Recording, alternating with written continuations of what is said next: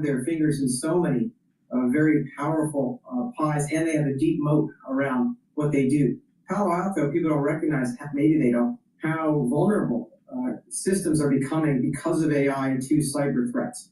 AI expands the threat surface, and it's going to make Palo Alto, we believe, continue to be one of the most important companies to defend against this. And they have this platform solution we think is going to continue to win new customers in 2026. Is that one of your big themes for next year? I've heard a lot of people talking about not only AI, but also cybersecurity. Yeah, it's been a theme for us for a while. We've owned Palo Alto for clients for many years. We do believe that this world is becoming more and more complex, more vulnerable to attacks. The U.S. government has pulled away a little bit from the government efforts to defend, so we think that's going to push more business into the private sector. And yeah, we just don't see this going away anytime soon. In fact, think about it as a utility. Just like you need electricity and water, you need cyber protection in this kind of world. In terms of the consumer, we definitely saw some strength today. Joanne, does that continue? I know that you like certain names like TJX and Walmart and so on, but that could go either way, right? That could be a bet on the K-shaped economy getting even more K-shapes, or it could just be a bet on the resilience of the consumer. Yeah, there's a few reasons to own these kind of stocks in a portfolio, Bonnie, and one of them is because they're very good companies that are well run and they're well placed in the market. TJ Maxx obviously does particularly well actually when recessions come along, because people like to save money. People even like it during really great times because nobody loves a bargain more than the average shopper. And so they've seen their foot traffic remain strong, even as their inventory becomes cheaper during downtime. So it's a good name to have in a portfolio for protection, but it's also so well run and so loved by many shoppers that we think it's going to continue to do well. Consumer more broadly is, as you point out, subject to this K-shaped situation. The high-end consumer continues to do well. We like Williams-Sonoma for that reason. And at the low end, there's still going to be a lot of struggles. Wage growth is slowing down, and that is going to prove to be a challenge even as those tariffs potentially bite more on the budgets of low-income consumers. Joanne, I want to ask you about the Fed. I know you have consulted for the Fed and many of these, the IMF and the World Bank, big economic powerhouses, global powerhouses. What do they do in a situation where we have strong growth, we have strong demand from this sort of the upper end of the K-shaped economy, but then we have no hiring or even firing, job losses due to AI, where like rate cuts aren't going to move the needle much? Yeah, Matt, that's a really good point, that the Fed has limited ability to help, certainly at that granular level that you just talked about. The Fed's dual mandate says target stable prices and maximum employment. And so they're going to focus more on the labor market than they do on the GDP numbers. And we know we've lost a lot of labor because of the immigration crackdown. And yet we've seen unemployment rise, that rate ticking up to 4.6%. So they're going to be watching, I think, the labor market data most carefully. And the fact that... Hello, my name is Dr. Paul Cottrell. We are live streaming on Rumble, YouTube, and simulcasting on X Spaces. You can also see both live streams on my website, the-studio-reykjavik.com. Please help support the work that I do by donating. You can donate on my website. You can donate through Stripe, PayPal, or Buy Me a Coffee. You can be a paid member to Patreon or my Substack. All these videos I do for free to inform you how to improve your health and wellness, give you my perspective on what's going on in the news, and also how to trade the news. Certain things that are happening domestically or internationally affects your portfolio, and I'm telling you how to manage through that. All right.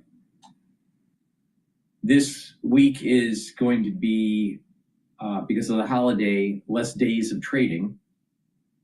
So the liquidity isn't as great, the volumes aren't as great during a holiday week, but the S&P 500 is trading at 6,881. VIX is trading at 14. Euro is trading at 1.17, I should say.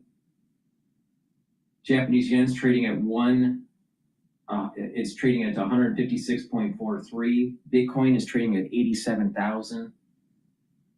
Oil is trading at 87 $8.95, and natural gas is trading at 4.125. All right. I'm longing oil and natural gas under the thesis that when the United States hits Venezuela with major air and sea operations, that oil will pop to about $4 or $5. It's trading at almost 58. So we may see $62, $63 a barrel. I also think that natural gas will blip up by about 0.2, maybe 0.3. So if it's trading at 4.1, maybe it'll be trading at 4.4. All right. But it won't last for very long. And then once things start to stabilize, the oil prices will start to go down. So you have to be careful, but I suspect that there will be an oil spike and then come back down. So you long it and then short it. Now with the S&P 500 by year end, my target is still 6,850. We're a little bit above that right now. I don't think that there's an impetus to actually push the market further. Maybe there is a Santa Claus rally soon here. I doubt it, but we may have a year-end rally where we hit 6,900, but I think that's a low probability. The question is when does Trump hit Venezuela? Now, there's a historical context here. George Washington crossed the Delaware River to kill German soldiers that were helping the British, the Haitians, all right? He did that on Christmas Eve. I wouldn't be surprised that Trump tries to do something during Christmas Eve or Christmas Day with an attack on Venezuela. And normally, our military operations start at night. So whatever he does, he's probably going to do it at night. I wouldn't be surprised that it's on Christmas Eve. But the chances of it happening are low. Okay. With that, we also are seeing the bond market in terms of price going down. So yields are slightly moving upward.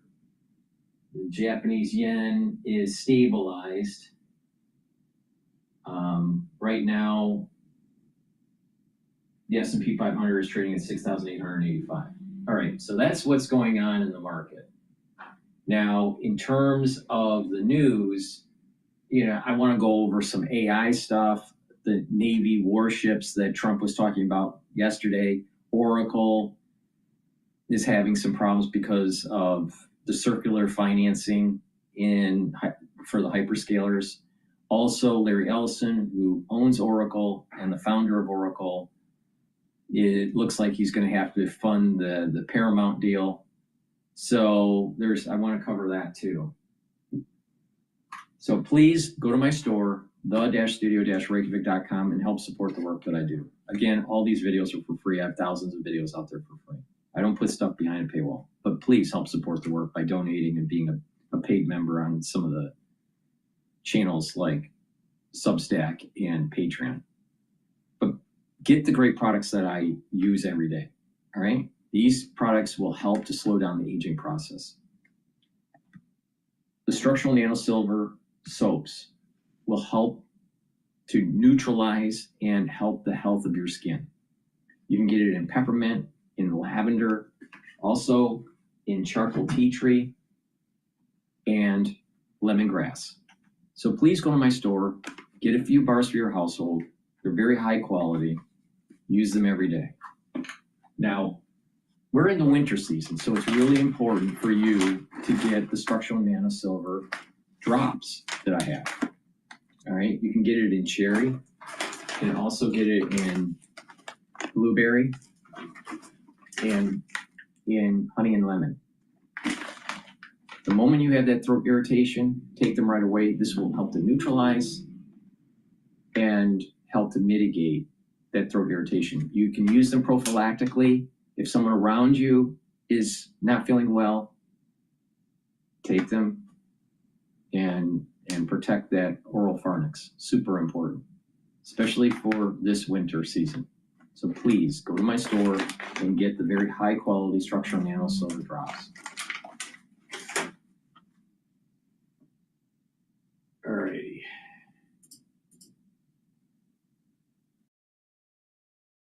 Let's listen into Southcom reveals new lethal strike on alleged drug boat.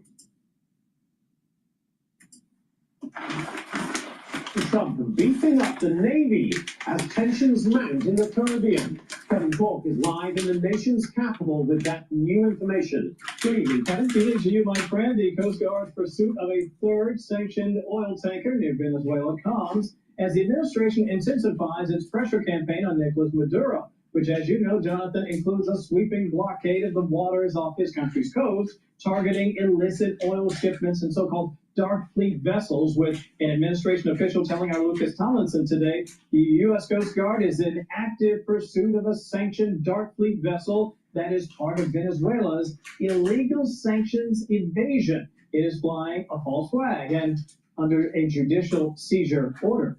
Reuters many times reporting tonight that another official says that tanker is operating under sanctions, though at last check had not yet been boarded. As for the president, well, tonight he is holding on to that warning to Mr. Maduro should he attempt to attack the U.S. He can do whatever he wants. I mean, we have a massive armada formed, the biggest we've ever had. Whatever he wants to do, if he wants to do something, if he plays tough, it'll be the last time he's ever able to play tough.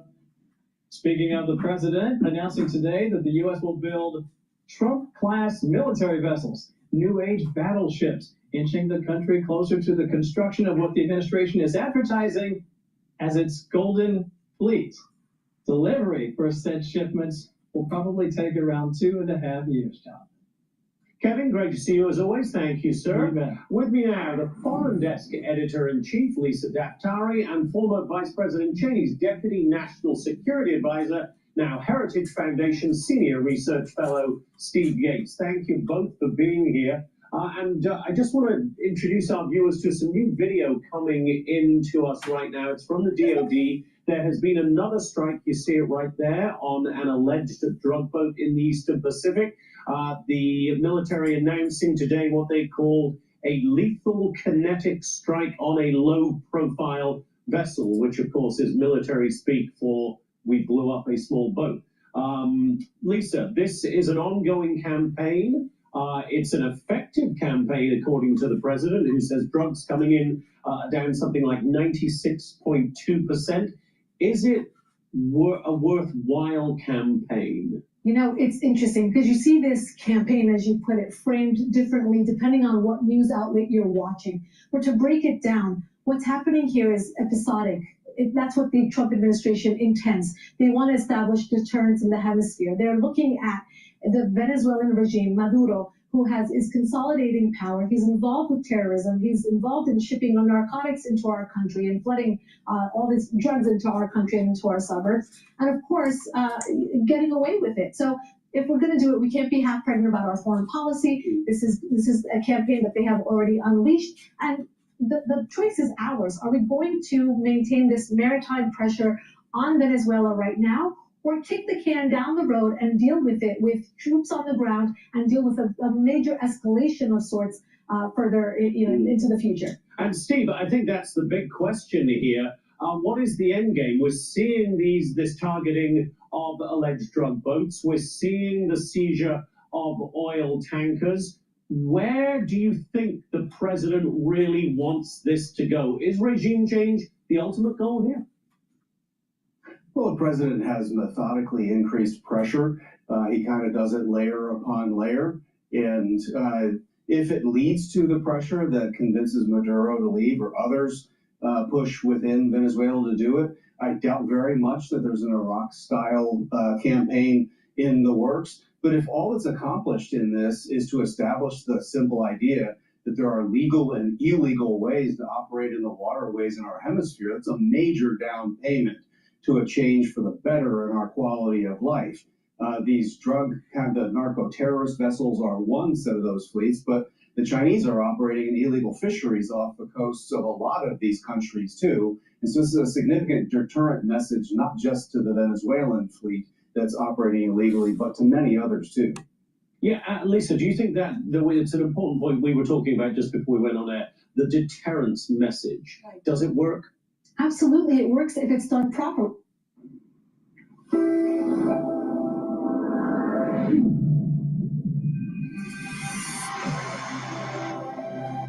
Absolutely, it works if it's done properly, just like sanctions. So what is properly? Properly means it's enforced. Properly means if this is the episodic campaign that we have launched, that we maintain it, that we maintain sanctions, and we continue the pressure. You know, there's many ways to apply pressure and use many diplomatic tools. And the Trump administration pivots nicely to say, this is what we're dealing with. You will not put drugs in our country. We are not going to tolerate any sort of terrorism. We're not going to allow Maduro to completely consolidate power and to continue going on. So I think at this point, we continue to show them that we will escalate to the point where we feel comfortable and that the Trump administration will call the shots. So at this point, look, they'll call it a blockade. They'll use all kinds of language to say that this is not legal. But what's really happening is that we are enforcing sanctions that have already legally been placed and sending a very clear message to Maduro and his regime. Steve, there's some hand-wringing among Democrats and maybe some Republicans as well about the legality or illegality of what is happening right now. Does that matter in the bigger picture? The president has said we don't need a declaration of war, for instance. We can just kill these people because they are threatening Americans. So where do you stand on the legality-illegality issue, Steve? Well, constitutionally, the president is very, very well within his rights to give these kinds of orders. I support the idea of identifying these narco-terrorists as exactly that, terrorists. And I think for the hundreds of thousands of American families that have lost loved ones due to this deadly trade, I think this is a welcome move. It was important to secure the land border. It's just as important to secure the sea routes as well. And I think that this is a proper move.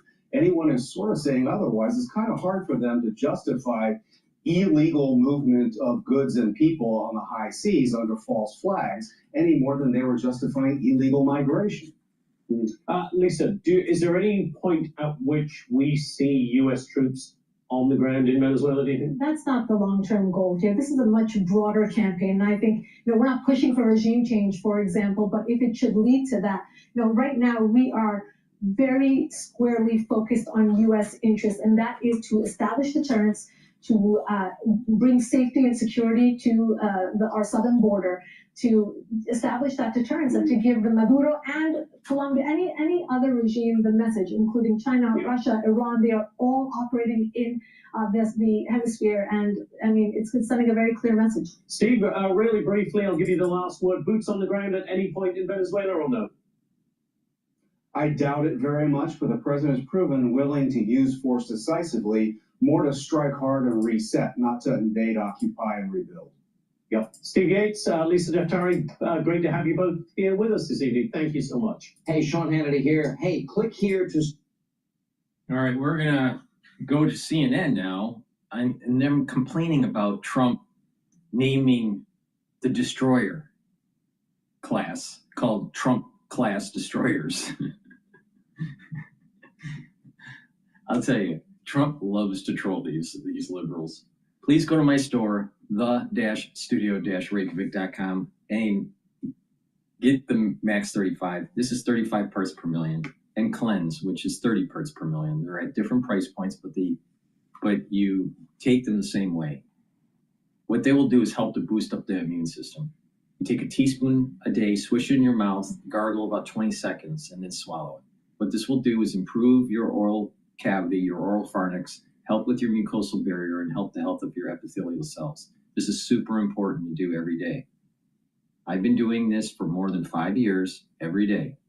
Now, by doing this, you're boosting up your immune system, and when you're boosting up your immune system, you don't get sick as often. So you're slowing down the aging process. It's really important to do, especially during the winter season. And if someone around you is not feeling well or you're not feeling well, take a tablespoon or 2 a day. Do the same thing, swish it in your mouth, gargle, swallow. And by doing that, you're neutralizing. And you're protecting those epithelial cells in your oropharynx. So please, pay attention. This works. Go to my store, get the Max 35 or the Cleanse. Also, what's really important to take during the winter season is the vitamin D3. Vitamin D3 is dual purpose. It helps with gene expression. It's a gene expression cofactor, so your cells will perform properly. Vitamin D3 helps to absorb calcium. If you do resistance training, it will allow you to build denser bone. Vitamin D3 also helps with cardiovascular health. And vitamin D3 helps to get cells to go into apoptosis if they're infected. So please, take vitamin D3 every day, do some resistance training as part of your anti-aging protocol, but take vitamin D3, especially during the winter season. Use discount 5, you get $5 off any order. If you spend $100 or more, you get a free gift until supplies last. Construction of a new class of Navy ships named after himself. The president said that this quote-unquote Trump class of warships would be kind of the centerpiece of what he described as a golden fleet for the U.S. Navy.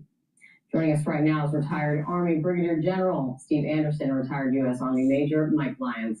Gentlemen, thanks for being here. Major Lyons, on the new Navy fleet, let's start there, that Trump just has now ordered. You say that it raises some new questions as he's announcing this. What and why? Okay, the question is whether or not the battleship has a role in the modern Navy and whether or not it will project power into China. That's really what this is all about. Battleships were decommissioned back in the early 90s for a reason, as the carrier became the center of gravity for naval operations and protecting that carrier and the aviation assets on it. This introduces a new command center and command control that likely can go closer to shore and perhaps project power there. But it's one big target that the Chinese have an advantage with more ships right now within their naval fleet. Let me get this straight. A destroyer is smaller than a carrier. And he's complaining that the destroyer is too big. It might be a large target. Don't you think a carrier would be too? See, the problem that has happened in the Navy, to my understanding, is that they were focused on carrier groups and air superiority and having smaller, more nimble frigates that can launch Tomahawk missiles. All right? The problem is that the frigates, once they get hit, they sink. All right? They're not that sturdy, but there's a lot of them. They're smaller. So they wanted to have more frigates, get away from the destroyers, and have these strike groups, these battle carrier strike groups. The thing is that the naval battle that will take place between the United States and China is not going to be the typical naval battle. There's going to be a lot of drones. There's going to be underwater drones. There's going to be a surface, water surface drones. There's going to be air drones that act as kamikazes. So like Back to the Future, the term Back to the Future, for the ones that know what I'm talking about.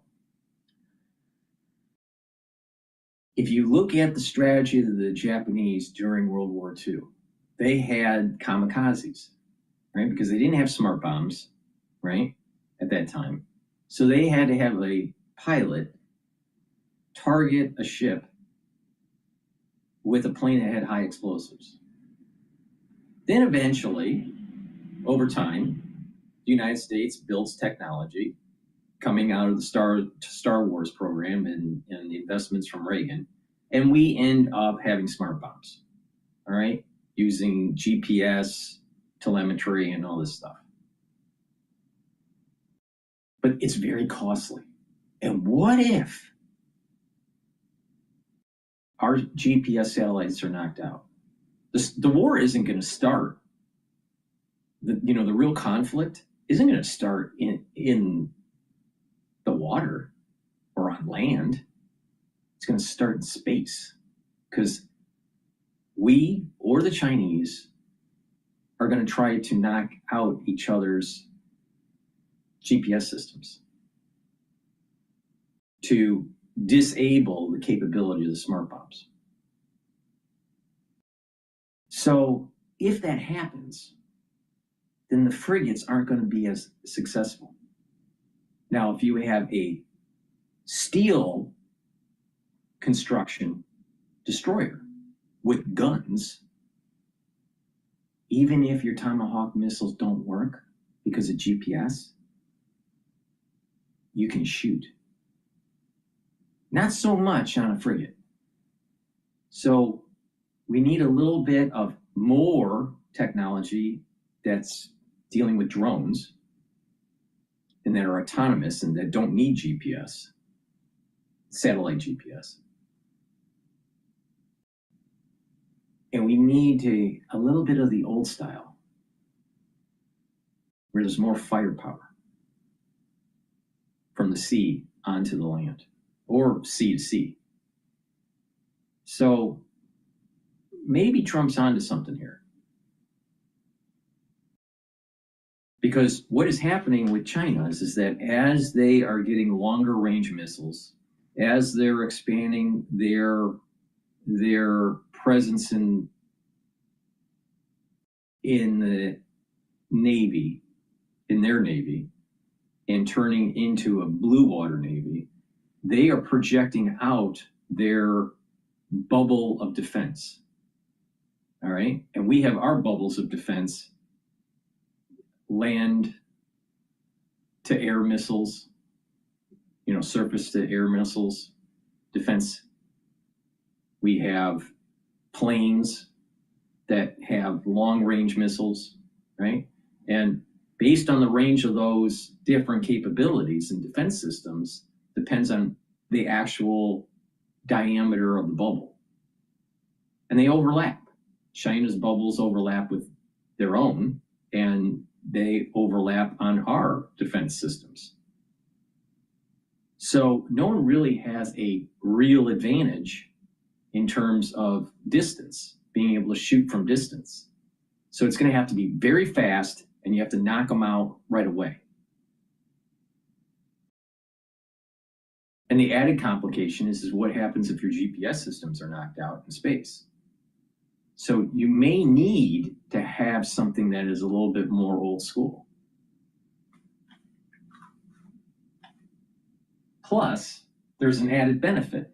When you're building these destroyers, you're creating jobs.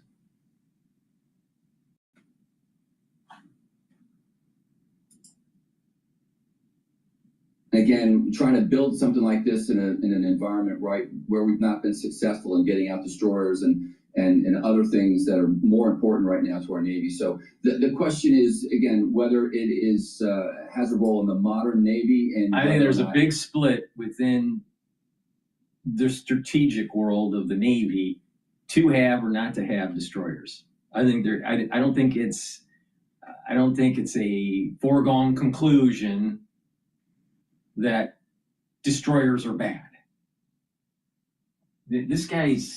But they probably brought on someone.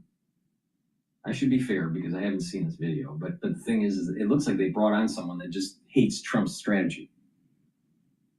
All right? What happens if an aircraft carrier is sunk? What do you do then? You think the frigates are going to, save the day? The answer is no.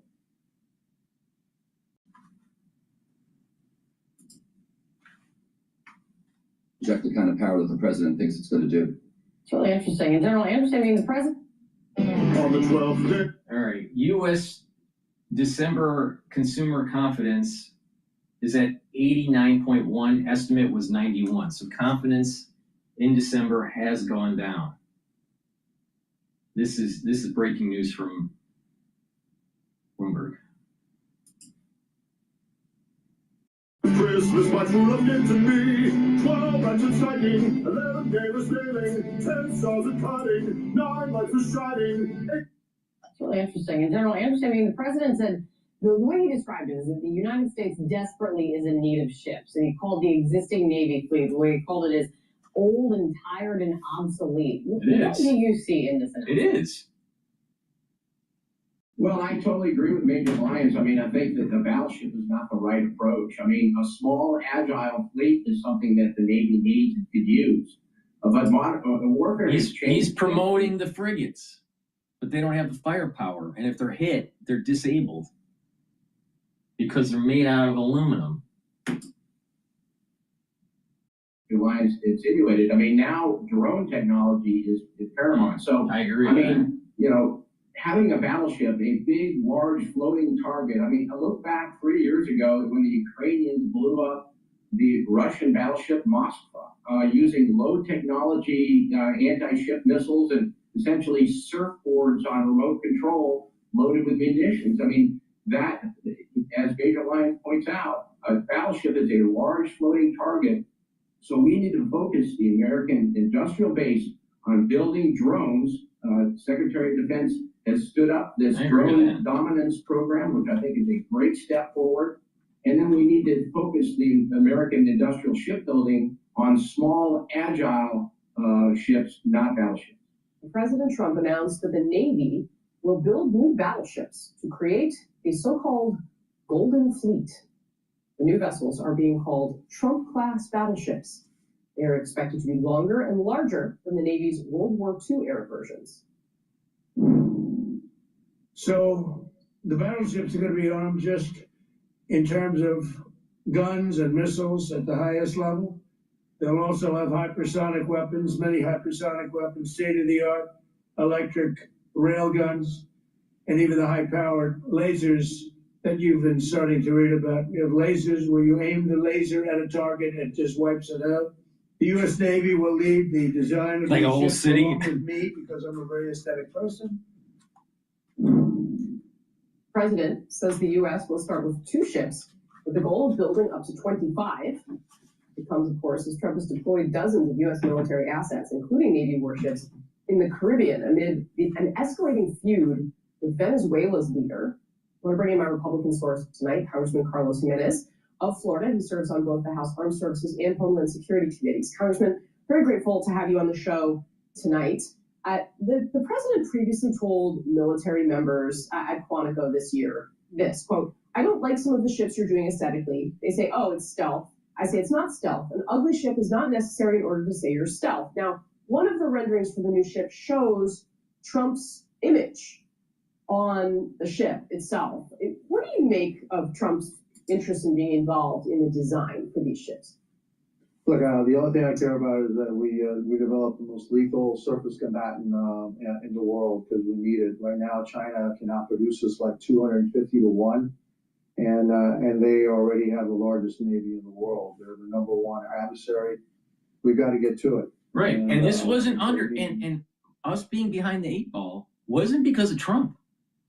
It was because of lack of preparation during the Biden administration, during the Obama administration, during the Bush administration, Jr., because he was so damn focused on the Middle East that our Navy started to wither away. Now, think about it. Your aircraft carrier is protected by what? Oh, air. You have some missile defense system, right? Some gunnery, but it's primarily protected by fighter jets. And let's think about this. In frigates, they're much smaller.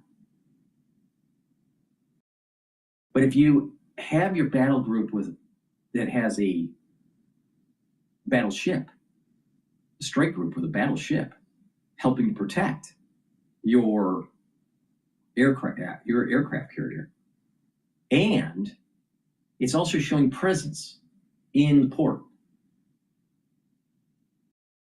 because it's large. All right, these frigates are really small. I mean, in relative terms. So having a few of the the destroyers. I think it's a good idea. But you definitely 100%, I totally agree. You have to have a lot of drones, cheap drones that can coordinate and hit targets and act as like kamikazes. For sure, 100% of that.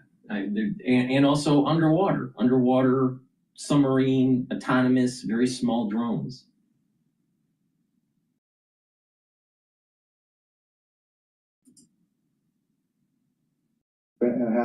And build a new classes of ships that are going to be up to the task of the new threats that are emerging every single day. And so again, I don't care what they're called. I only want I want them to be lethal, and I want us to build them as fast as we can because we're falling way behind. Do we have the capability to, again, whatever you call them, to build these ships? Because our capacity to build ships has been declining in recent decades. Yeah, right.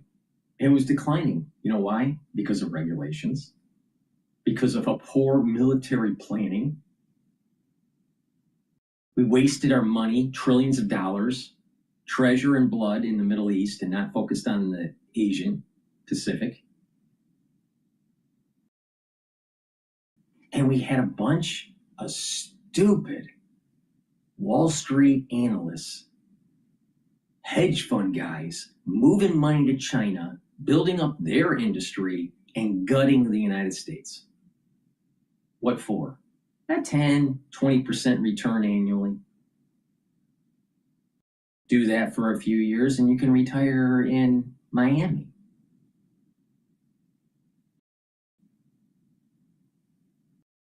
But now we're at a point where we're going to be going to war with China. And we are behind the 8 ball. Thank you, hedge fund manager, for screwing things up once again. Thank you, private equity manager, for screwing things up again. There's a special place for private equity in hell. It's like one level even below Dante's Inferno. Like Dante had 9 levels of hell. Well, there's a special level of hell for private equity. It's level 10.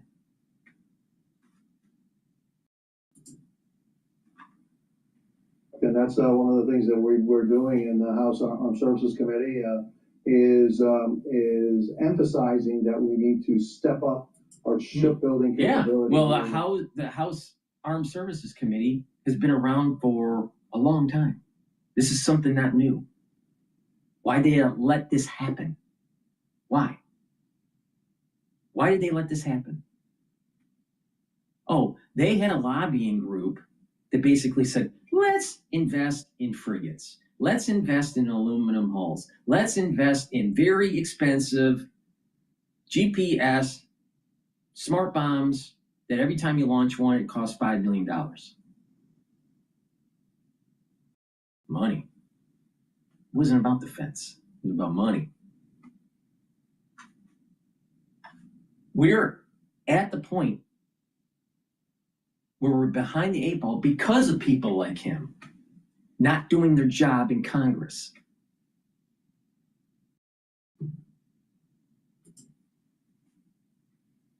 In the United States, because we have fallen way behind. And it's his fucking fault. And his colleagues.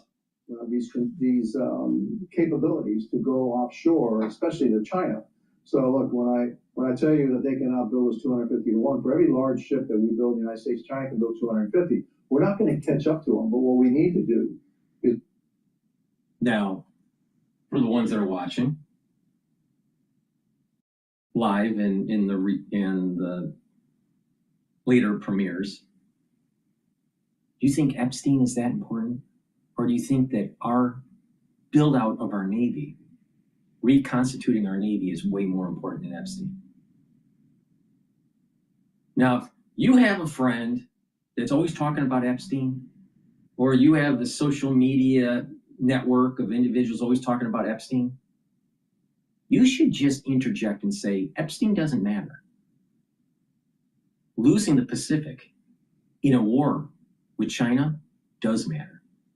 Because your life will radically change. Radically change. The Epstein files doesn't change your life, nor will it ever change your life. Us having military prowess with our Navy, yeah. You have the lifestyle in the United States because of the hegemonic power that we earned, and maintained post-World War II.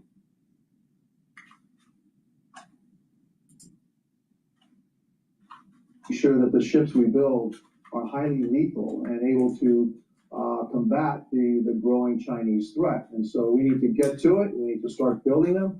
And if it's a new class of battleship, then so be it, with new weapons, space-age weapons. There won't be the big guns. There'll be something else. And we need to start building, and we need to start building that capability right here in the United States. Well, President Trump announcing a new battleship design he's calling the Trump class. Watch. The U.S. Navy will lead the design of these ships along with me, because I'm a very aesthetic person, alongside our partners in American industry. And we're going to have Pete Hegseth and Marco and a lot of very talented people involved. A lot of it's already been done. We've been doing this for months. Let's discuss that and more with Republican Congressman John Rose of Tennessee. He's also a candidate for governor. Congressman, just to start the news, your reaction to President Trump announcing the creation of this new class of battleships, is this something that you believe should be happening? Do you believe there are any ties to what we've been seeing in the Western Hemisphere, particularly in Venezuela, with this announcement? Well, I don't know if there are direct ties. Certainly the president ran on the promise to make sure that our military was up to the task of defending the country.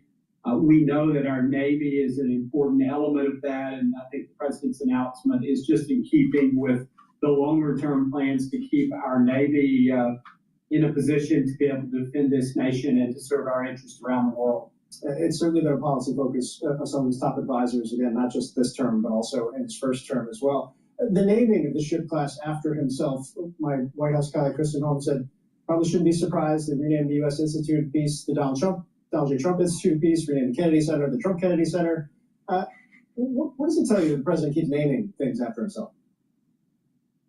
Well, I think this president has been through a lot, was pursued relentlessly by the previous administration. And so I think you see to some extent a recoil and a recalibration from that. And obviously this president is proud of the historic electoral victory that he achieved. And so I think you see some manifestation of that in these events that you described.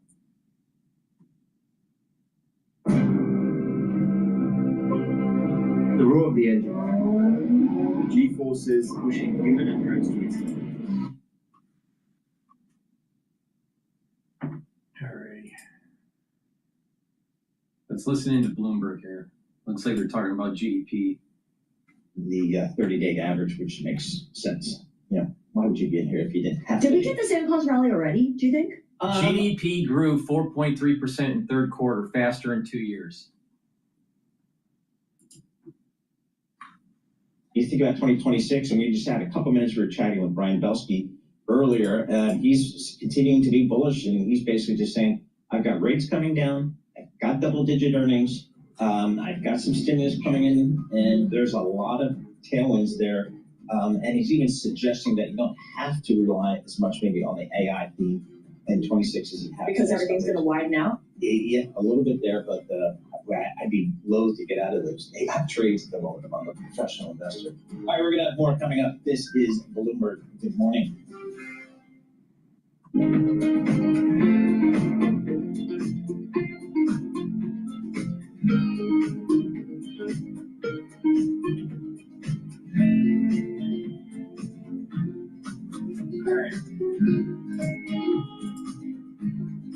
All right, I want to play National Review. He's looking like he's, there's a critique on Tucker Carlson. But before we do that, please go to my store, the-studio-reykjavik.com. Help support the work that I do. These are videos that are for free, and I'm telling you how to play the market. All right, right now you have the S&P 500 at 6,879. I still have a year-end target of 6,850. We may be lucky and hit 6,900 for the S&P 500, so pay attention to that. Also pay attention to natural gas.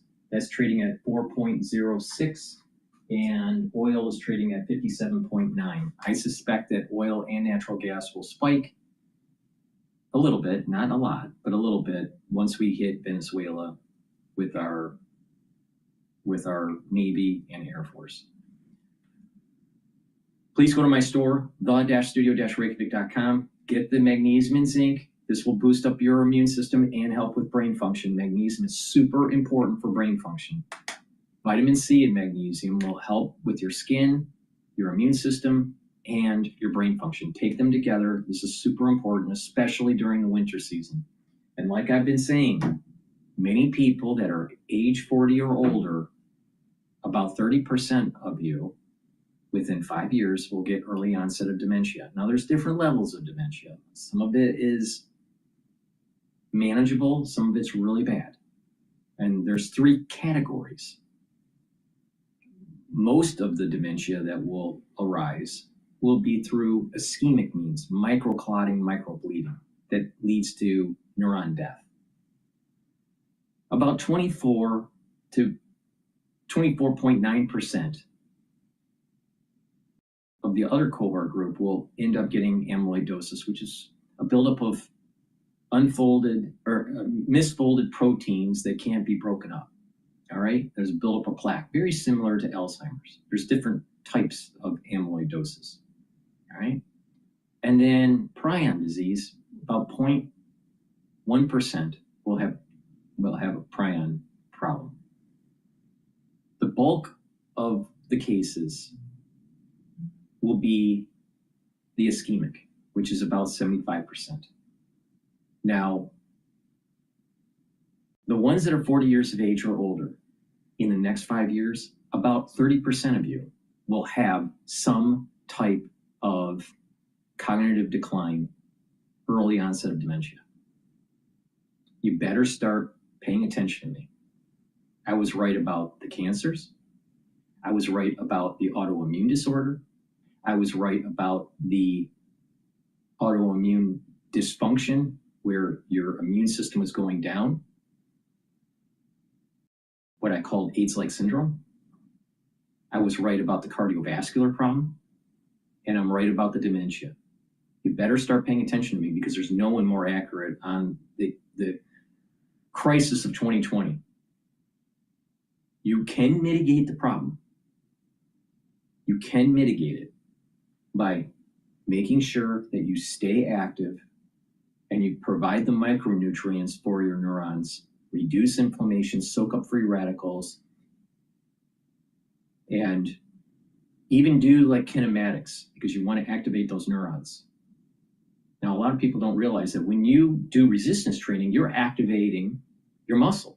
You're sending a signal through your nerves to contract a muscle. But not only are you lifting, when you're lifting weights, you're helping with the balancing. There's a coordination of different muscles. And a certain area of your brain is going to be moving that type of musculature. And the balancing is going to be helped by your cerebellum. All right. So it's really important to do kinematics, do some resistance training that activates a certain type of neuron. But it's also important to have stretching and balancing because you're activating, when you're stretching, you're activating your neurons that are attached to the ends of your muscle. And when you're balancing, you're helping with your cerebellum. And part of an early onset of dementia is not just memory decline. It's gait issues. It's the speed of your walking. It's the coordination of your body. It's the speed of you getting out of a chair. You're going to have to look in the mirror and say, we're in the aftershock. It's up to you to mitigate some of the problems. Now, there is no silver bullet. Sorry, there's not. But what you can do is mitigate.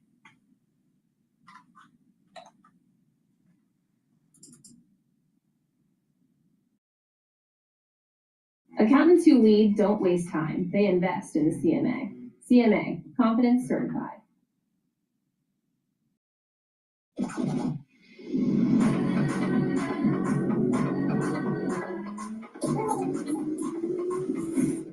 Pay attention, everyone. We have a new conspiracy theory, or at least an old conspiracy theory that's getting new attention. With the attack on the USS Liberty that everyone's so afraid to talk about, clearly targeted on purpose by a country we're supporting, Israel, and it's somehow shameful to say that? Why? Why is it shameful to say that? Who knows why it's shameful to say? Just remember, Tucker Carlson's father worked for the CIA. He was part of a radio broadcasting group. Tucker Carlson says that he was declined by the CIA. Tucker Carlson didn't finish college. Tucker Carlson came from a very wealthy family, the Swansons, and was raised as a brat. He was a brat. Tucker Carlson, the conservative, is a brat.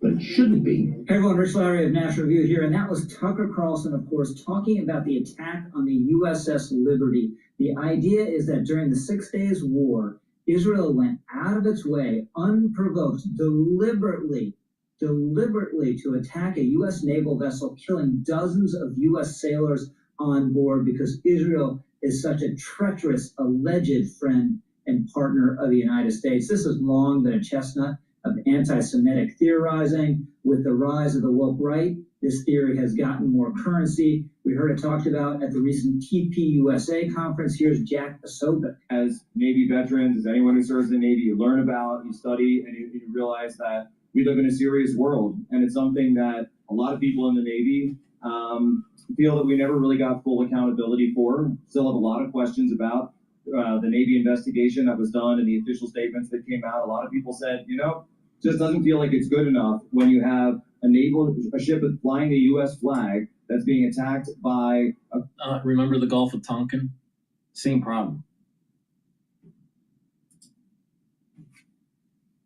That you are nominally supposed to believe is an ally. Now, the conspiracy theory here is demented. However, the event actually happened, obviously. 34 U.S. sailors killed, 171 wounded. Just awful. Just an awful scene on the USS Liberty, which is a spy ship. Now, this is during the 6 Days War between Israel, of course, and an Arab coalition, including Egypt and Jordan. Very sensitive. The Sixth Fleet is monitoring the situation. This is during the Cold War, 1967. You don't want a flashpoint with the Soviet Union. During the Cold War, the Sixth Fleet is keeping its distance from the action, but the Liberty, a spy ship, gets quite close to it.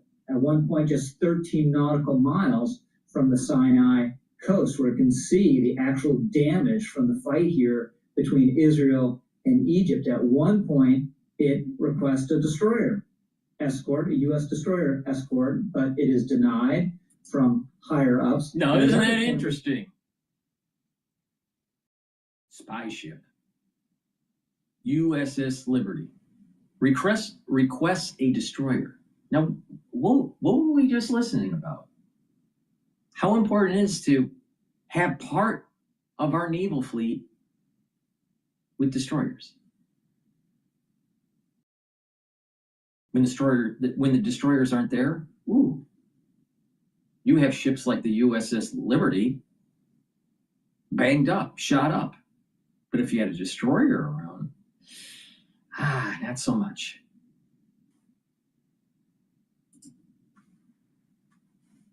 In order to remove itself by as far as 100 miles from the combat zone, but the communication system in the U.S. Navy at that time is so complicated, it doesn't get the message until after this terrible event has happened. So what sets this event in train? Well, there are a lot of elements. I'm going to simplify a little bit here, but there's an explosion in an ammunition dump on the Sinai coast. The Israelis assume Egyptian ships have shelled this location. So they go looking for Egyptian ships, and they see what is the Liberty. They don't know that. They see the Liberty heading towards Egypt, and they think, aha, that must be an Egyptian ship that is fleeing after carrying out this attack. They do recon, they don't see identifying markers, so the assumption that this is an Egyptian vessel holds. As Pasovic noted, there was a flag on this U.S. vessel, but in later inquiry from the U.S. speculated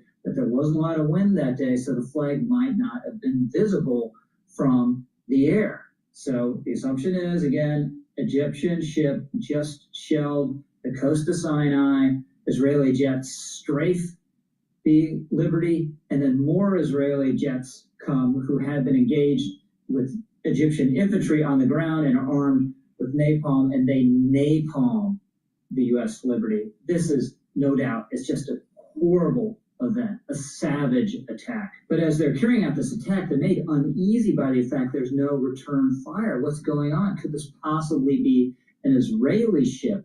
A friendly fire incident involving Israeli ships. So they stop the attack and check.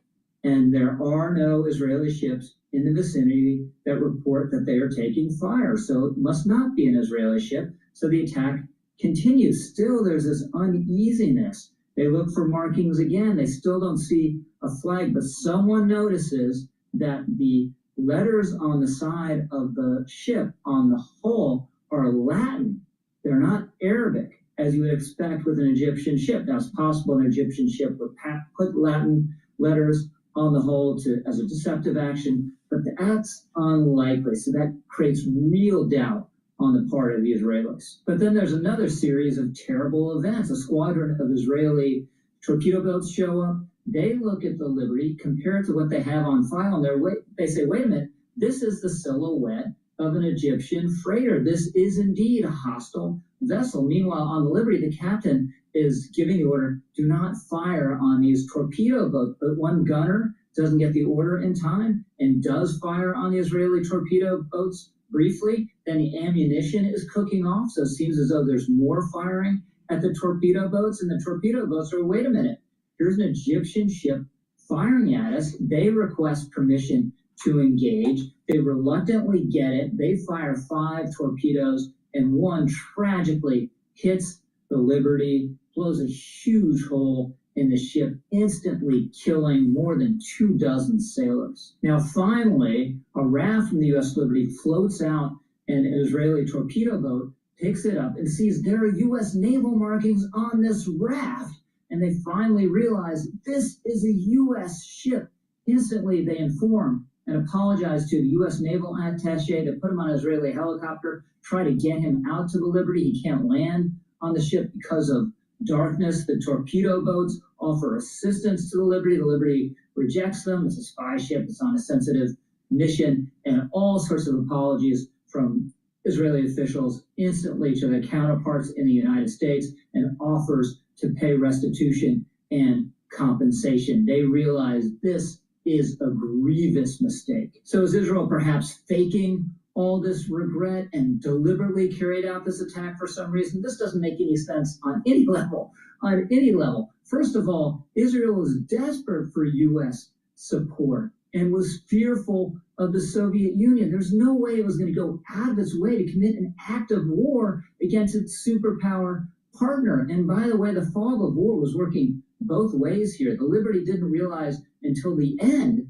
that it was being attacked by Israeli forces. Now, what are the theories for why Israel would supposedly take this enormous risk of attacking a U.S. vessel deliberately? Well, some people say it was trying to hide its gains it had made in the Sinai during the war, but it wasn't trying to hide those gains, or it was trying to keep from the United States that it was going to attack Syria. It wasn't trying to hide that from the United States either. The reality is you're talking about 1967. Do you think communication was that good in 1967? Communication it wasn't that good in 1980s. So what's the probability that there was some sort of vast conspiracy versus fratricide?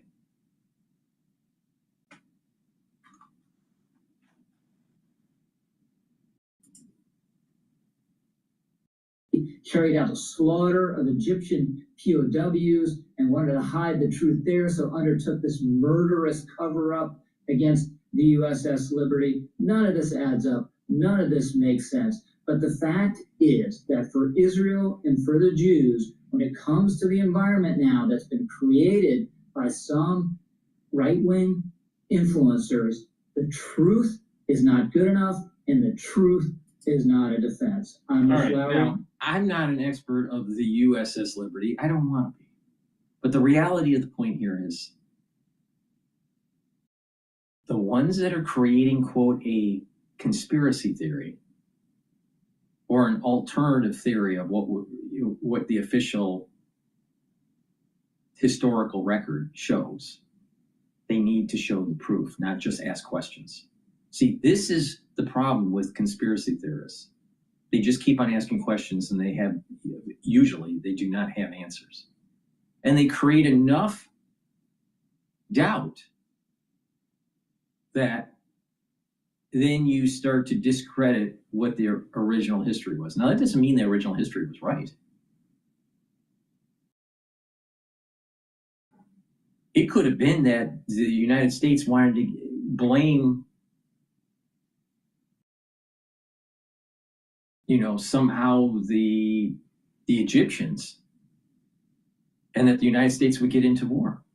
Now, for primary research, one should be listening to the recordings from Johnson during this time period, what was going on months before and months after, and to understand the whole context of this. We're not going to understand the context with just what National Review just said. Now, National Review is a conservative outlet, all right? Not a liberal outlet. But it's important to stick to the facts, the veritas. Stick to the facts, not with innuendo. Stick to the facts, all right? You cannot think that a theory is proven by just questions. You can question, but you have to prove. And so if Tucker Carlson just gets up on stage, gets a lot of ad revenue, when he gets on stage, he gets paid for being on stage. Don't forget that. All right? And he promulgates BS without where's the proof. Yet when he's interviewing, when Tucker is interviewing Ted Cruz, which I dislike Ted Cruz, but I think he was unfair. When he was interviewing Ted Cruz and he said, "How dare you not know what the population of Iran is?" Ted Cruz was first in his class in Harvard Law School. Tucker Carlson didn't graduate college. Who do you think is a little bit more bright? Ted Cruz or Tucker Carlson?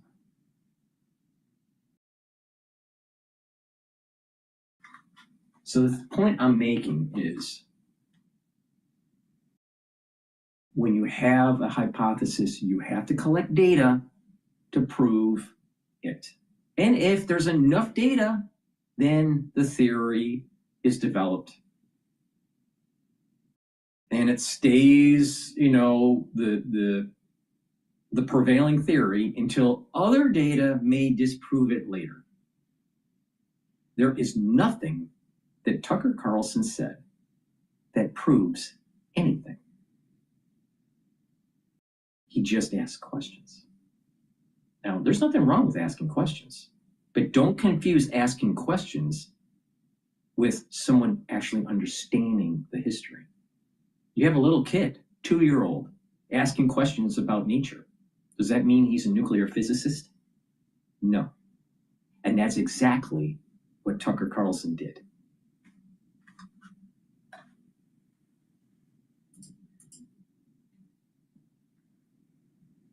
But because there's lots of people that want to buy into it, lots of people just don't, they don't listen. Now, when it came to the crisis of 2020, everything I said, I proved. And everything that I said bared out in terms of the aftershock. Why? Because I explained it with the medical mechanisms on why things were happening. Tucker isn't doing that. Tucker didn't do that. Tucker got on the stage and asked questions. Anybody can do that. And when you do that, then people that don't know physics, don't know calculus, don't know engineering, don't know cosmology, they get up on stage and they say the world's flat. Yet they don't have any understanding of how would a massive, dense object like the Earth be flat.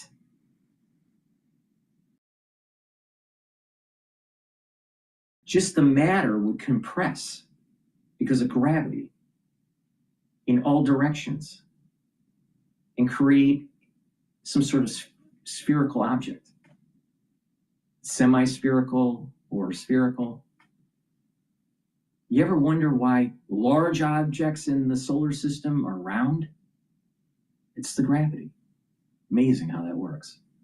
But these flat earthers don't understand that because they don't understand Newtonian physics or calculus. You ever wonder why smaller objects like asteroids are oblong and odd-shaped? There's a couple reasons. One, the density isn't enough. And if it was a larger object that was hit, it broke up into fragments. But big objects, they're round. You look at Jupiter, really big object. It's pretty round. You look at Pluto, smaller object, but still big. It's less round, but it's still spherical. It's not flat. Now, why is that, Dr. Paul Cottrell? Because of gravity.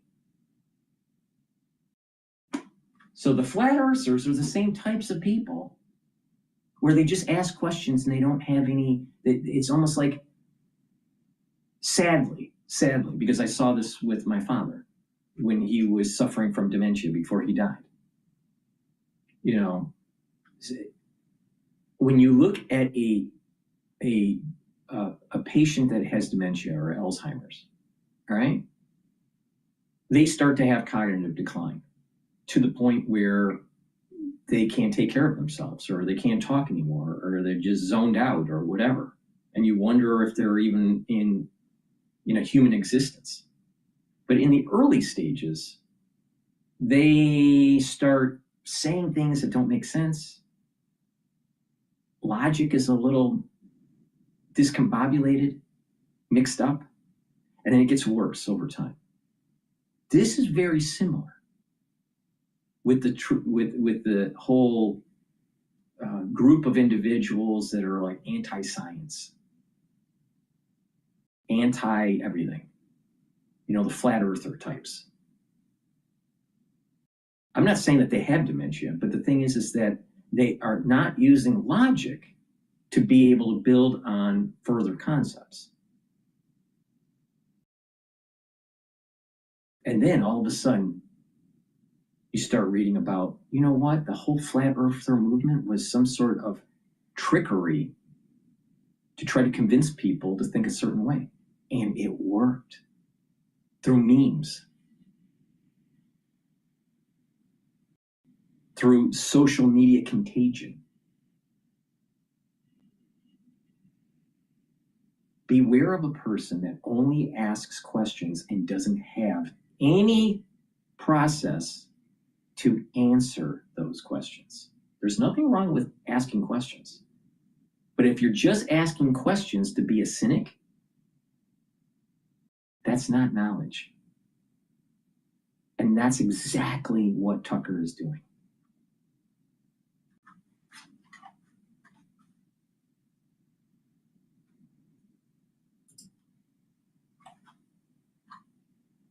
Please go to my store, the-studio-reykjavik.com. And if you slow down the aging process and improve your brain function, guess what? You won't be a stupid truther. complete multivitamin has the multivitamins that you need for proper enzymatic activity. When you have proper enzymatic activity, your cells and your tissues will perform properly. It's easy to digest. Get the multivitamin from my store, the-studio-reykjavik.com, and also get the probiotic. You can get it in a veggie cap or in the powdered form. I prefer the powdered because I mix it with my lunch. Now, with a good probiotic, you're going to improve your gut biome. And by improving your gut biome, you're going to improve your immune system at the gut level. You're going to be able to absorb your nutrients easier. You're reducing inflammation. You're going to be able to rev up your metabolism. Your skin will improve. You will also have better brain function. Why? A good gut biome communicates with your brain, all right? Like, you ever heard that phrase, I have a gut feeling, all right? Sometimes old sayings have a deep meaning to them, all right? Your gut, with a proper gut biome, will allow you to sleep better. When you sleep better and you get into those cycles of REM sleep and deep sleep, you're detoxifying your body, detoxifying your central nervous system. When you're detoxifying your central nervous system, you're getting rid of the garbage that your brain has accumulated, and you're consolidating memory, and you'll be well rested. So a good gut biome is actually helping brain function. People that have chronic sleep deprivation increases the chances of dementia, early onset of dementia. Not only that, by not sleeping properly, you age faster. And with a good gut biome, you're also improving your skin. So with a good gut biome, you're actually slowing down the aging process. So please take my advice, because Dr. Paul Cottrell knows a lot. I don't know everything, but what I'm saying works. Get the complete multivitamin. Get the probiotic. That's the foundation to start you on a path of good health. And it's a holistic approach. It's not just proper supplementation. It's proper diet and exercise, proper sleep, learning new things, getting into parasympathetic mode. And over time, you will notice that you're aging slower. Go to my store and get the dual purpose deodorants. You can get it in peppermint, lavender, and tea tree, or in citrus. These deodorants have no baking soda, no aluminum. They're made from essential oils from the Himalayas. They're very high quality. And it's dual purpose. They're for males and females. Take it every day as a deodorant. Use it every day as a deodorant.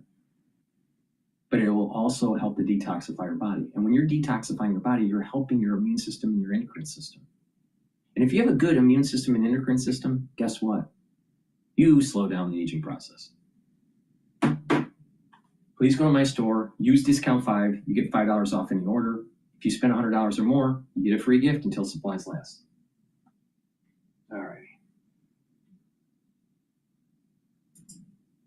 I have very little respect of Tucker Carlson. I mean, he's just trying to promote himself. All right, let's go to Cash Jordan to find out what's going on in Chinatown in New York City, because I have a feeling things aren't right.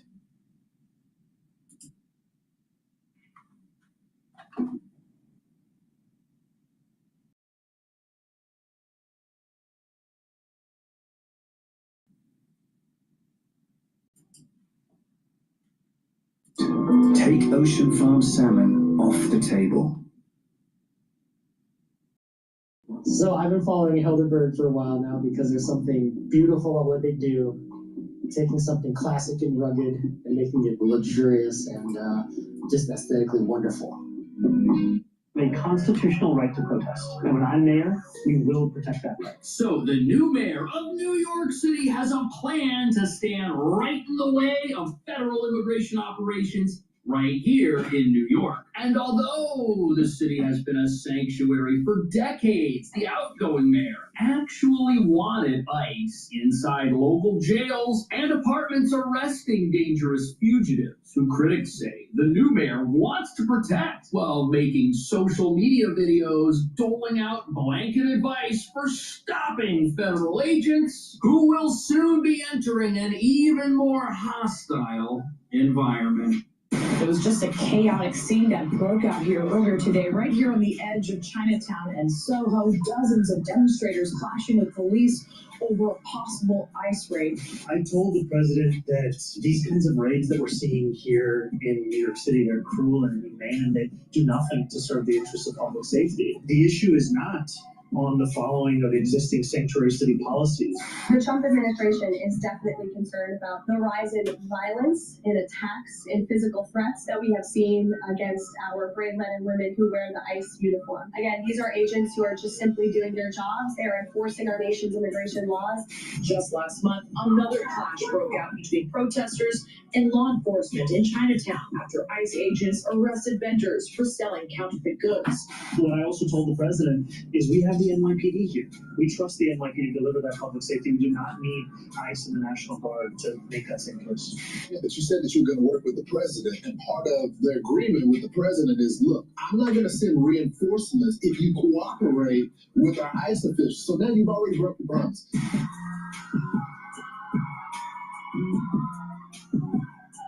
So New York's outgoing mayor, Eric Adams, says the city is in for dark days as soon as the Mamdani agenda takes off. And nobody's talking about how this first in the nation socialist blueprint is going to take off like a rocket, and this whole city is going to be virtually unrecognizable in 12 months. But the one thing that won't be changing will be New York City's open borders agenda, which has the mission of keeping as many federal fugitives on its streets as humanly possible, even if those folks are a grave danger to the communities they've taken over, leading to unprecedented crime waves, looting, illegal vending, and gang activity. And the crazy thing is, as the incoming mayor doubles down on this whole sanctuary thing, all of it Still think socialism is a good thing for America?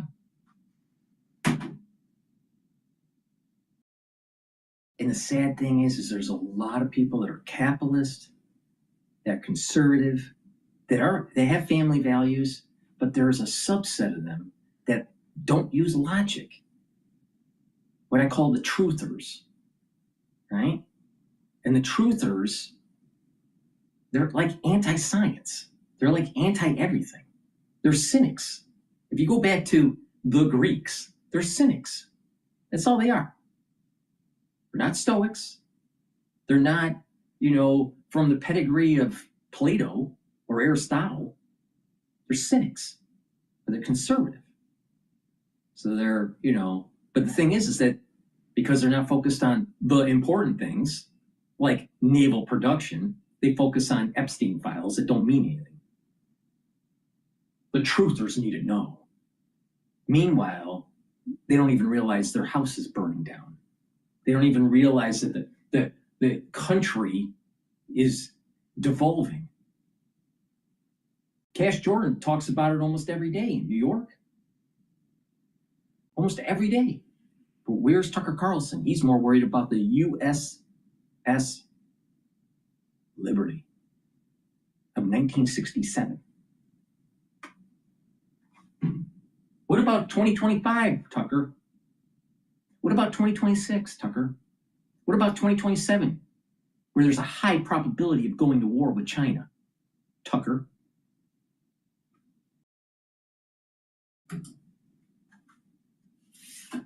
With the affordability agenda he got elected on, because with an estimated 500,000 illegal immigrants calling New York City their home, one has to wonder what would happen to apartment prices here if folks who break America's laws were not able to rent them. Plus, if 500,000 jobs open up, companies would be forced to raise wages for struggling New Yorkers and pay them more money. And many a Mamdani voter will be shocked when they learn protect protecting federal fugitives here is actually more important than making things affordable for those who obey the law.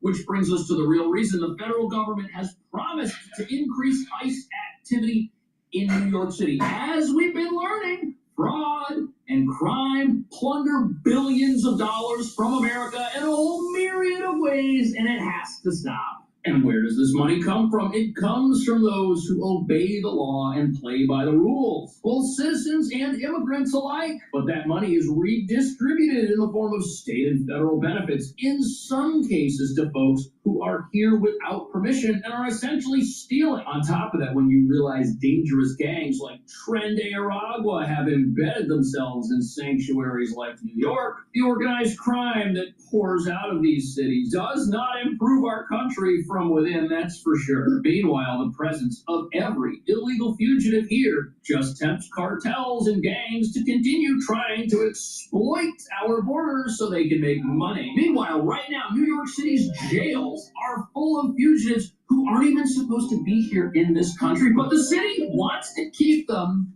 in those jails and on our streets for some reason. We're seeing that these criminal legal aliens are exiting the jails and going back onto New York or Chicago or these other sanctuary streets to re-perpetuate their crimes.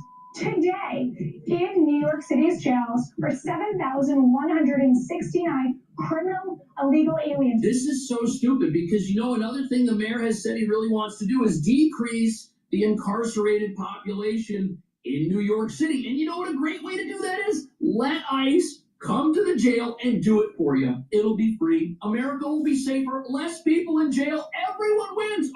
But no, we've got to stand up for the rights of fugitives because we're a sanctuary, even though everybody knows that's a bad idea. Chaos here on Canal Street. The scammers don't even respect the police. Oh, what are you guys mad about?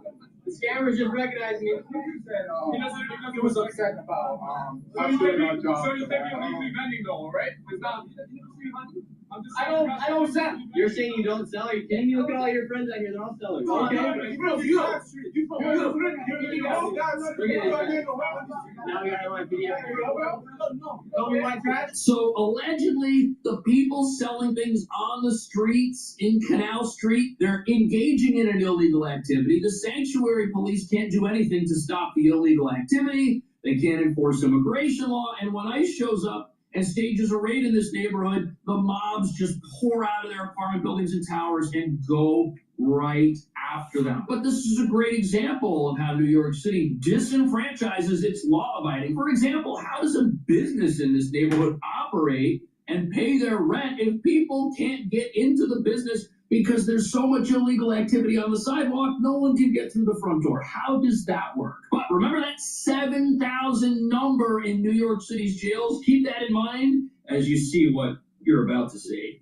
I told the president that unleash your child's inner math person with Brilliant. It's an effective and fun way to learn, built for the way students' minds actually work. Every lesson is visual and interactive, so the math makes sense. You can touch it. I told the president that these kinds of raids that we're seeing here in New York City, they're cruel and inhumane, and they do nothing to serve the interests of public safety. And they're cruel and inhumane? They're here illegally. What part of illegal does he not get? If you're here illegally, you don't deserve to be here. You, period. Well, you know, it looks bad. Well, why don't they just get the hell out? They know they're here illegally. They assume that someone is going to let it just slide and just sweep it under the rug. And here's a classic example, a Marxist. Even Karl Marx came from a wealthy family, and he wanted to be just an intellectual, just thought. And so he writes books. And he wrote about how bad capitalism was, even though he came from wealth. And how the production should be in the hands of the people and not the capitalists. So here, out of the wisdom of the New Yorker, Mondani gets elected. And he's not even mayor yet, and the city's starting to crumble. He becomes mayor officially in January.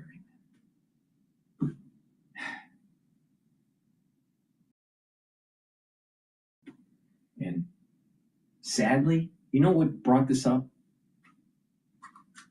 Too many liberal Jews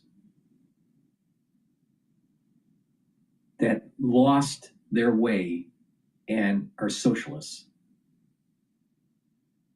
And the youth that feel as though there's no future for them. Those two together is what brought Mamdani into the mayoralship.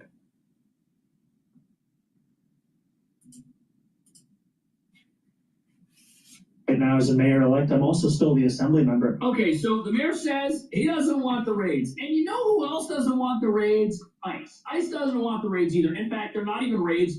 These are targeted enforcement operations. They don't go out on the streets to do something without a purpose. They always have an intended fugitive that they're after. They know where that person is, and that's where they're headed. But ICE doesn't want to do that either. ICE doesn't want to walk down Fifth Avenue and make arrests. They don't want to do that. They don't want to go into an apartment where there's a whole bunch of people living with weapons to extract somebody who might themselves be armed. They don't want that. But this is a sanctuary city, and since ICE can't go into the jails and arrest 7,000 people right now and get them off the streets and out of the country permanently because they're here without permission, they got to do it the hard way. It's sad. And guess what? The mayor can now say, see, ICE is wrong. But they have to do it the way that he doesn't approve of. You see how this works? Create a law that makes things worse and then blame the people whose job it is to keep the whole country safe. What I told the president in our meeting was that the issue is not on the following of existing sanctuary city policies, which allows for the city to work together with the federal government on those who have been convicted of 170 serious crimes. I am so glad this came up because it almost sounds like New York City's sanctuary. New York should never get federal money to support illegals. Period. Never, ever, ever, ever. Trump needs to have a backbone and basically say, New York, state and city, you're getting zero federal dollars to help support sanctuary cities.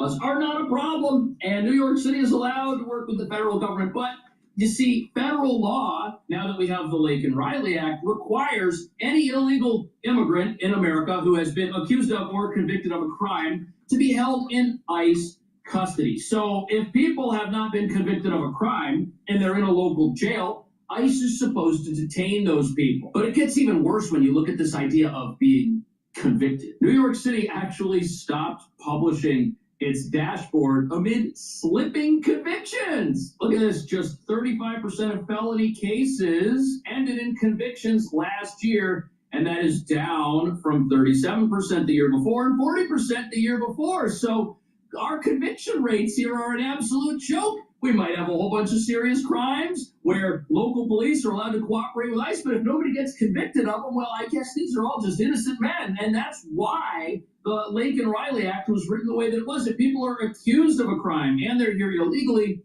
ICE has a role to play. What that does is that holds these jurisdictions that release everybody and convict nobody accountable for their sanctuary mayhem. But there's another issue at hand here. All of this rhetoric about how to resist ICE and how what they're doing is wrong and how they don't serve the public interest one bit and how this all needs to stop and how they're persecuting New Yorkers. Well, I mean, that's having a predictable effect on the federal agents that put on a uniform every single day to keep you and I safe. City Mayor-elect Mamdani put out a video recently telling immigrants in New York City they have the right to stand up to ICE. Are you concerned this will inspire New York City residents to resist ICE operations, and what will the Trump administration do if this happens? The Trump administration is definitely concerned about the rise in violence and attacks and physical threats that we have seen against our brave men and women who wear the ICE uniform. And there have been a lot of threats. The last time ICE was here, the city went absolutely berserk, and they came here after people who were documenting the whole Canal Street, illegal immigration, counterfeit selling of items connection were attacked and were assaulted and had the whole thing on camera. Nick Shirley documented this, and then the raids came. And the White House has reason to be very concerned here. We have a mayor who got elected on an anti-Trump open borders agenda by massive majorities. There's a large base of people here that want to resist ICE. We've already seen the protests. We've already seen the riots. And there are some people who think that once the new mayor gets in, this is all just going to surge through the roof. Their rights, and I can't think of a more American thing to do than to speak about the protections that we all have under the law. My responsibility is to do the work necessary to ensure that that doesn't take place. What I also told the president is we have the NYPD here. We trust the NYPD to deliver that public safety. We do not need ICE and the National Guard to make that same case. Yeah, but you said that you were going to work with the president. I turned a career plateau into progress with the CMA. CMA Confidence Certified.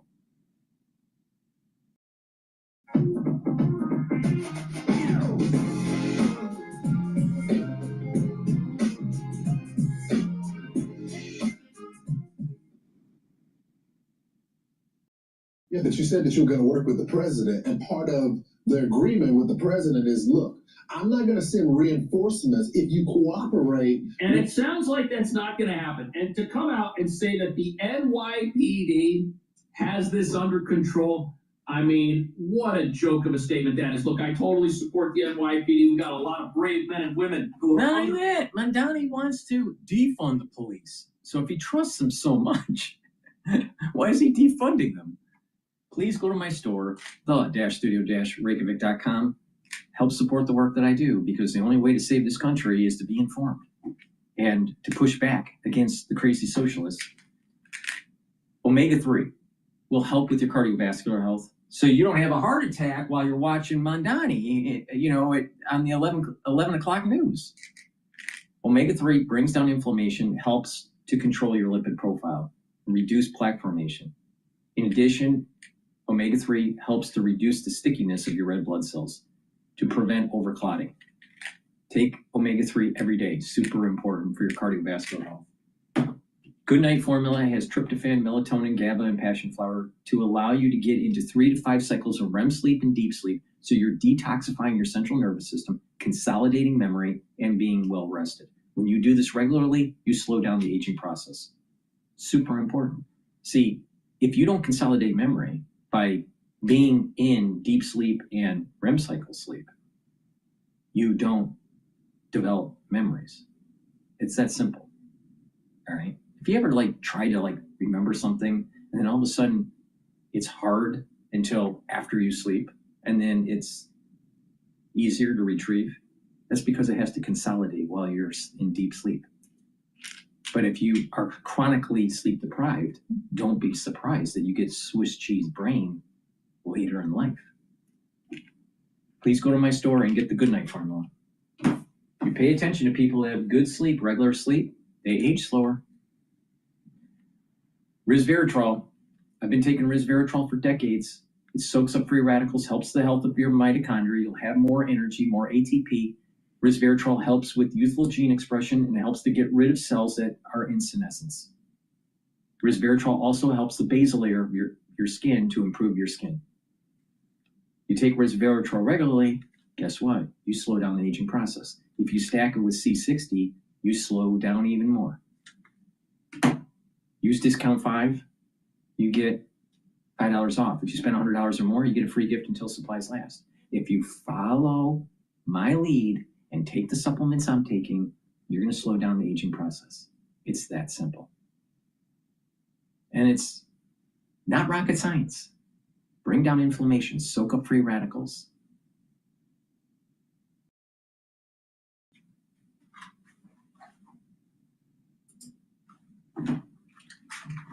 Overworked and persecuted by the local population here, who put on that uniform every single day, and our hats go off to them, but they do not have this city under control. They've got the lowest force they've had in 30 years. They can't seem to hire their way out of this mess. They're losing veteran officers. That force deteriorates every single day. It's not the fault of the officers. It's the fault of the environment they live in. And if the mobs are going to come out in full force, crime is just going to explode in the city. Because if you take the NYPD, from their patrols, you take them out of the subway, you take them out of Penn Station and Grand Central, you take them out of neighborhoods and you send them all to some massive uprising somewhere. All those neighborhoods are unguarded, and you're going to have crime waves popping up all over the city as criminals spot areas of opportunity. National Guard and ICE as a result. The NYPD does not have access to what ICE has access to, what Right. Patrol has access to, what the DHS has access to. The NYPD has their hands full. Right. So now they got to worry about illegal immigrants, transnational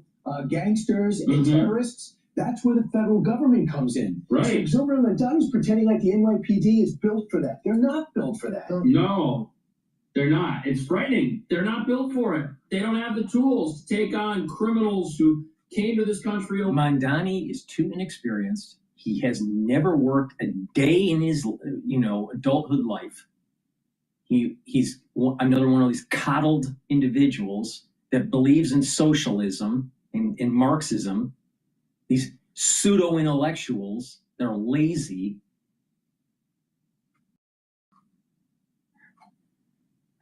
It is shocking that New York allowed a piece of shit like this to end up being mayor.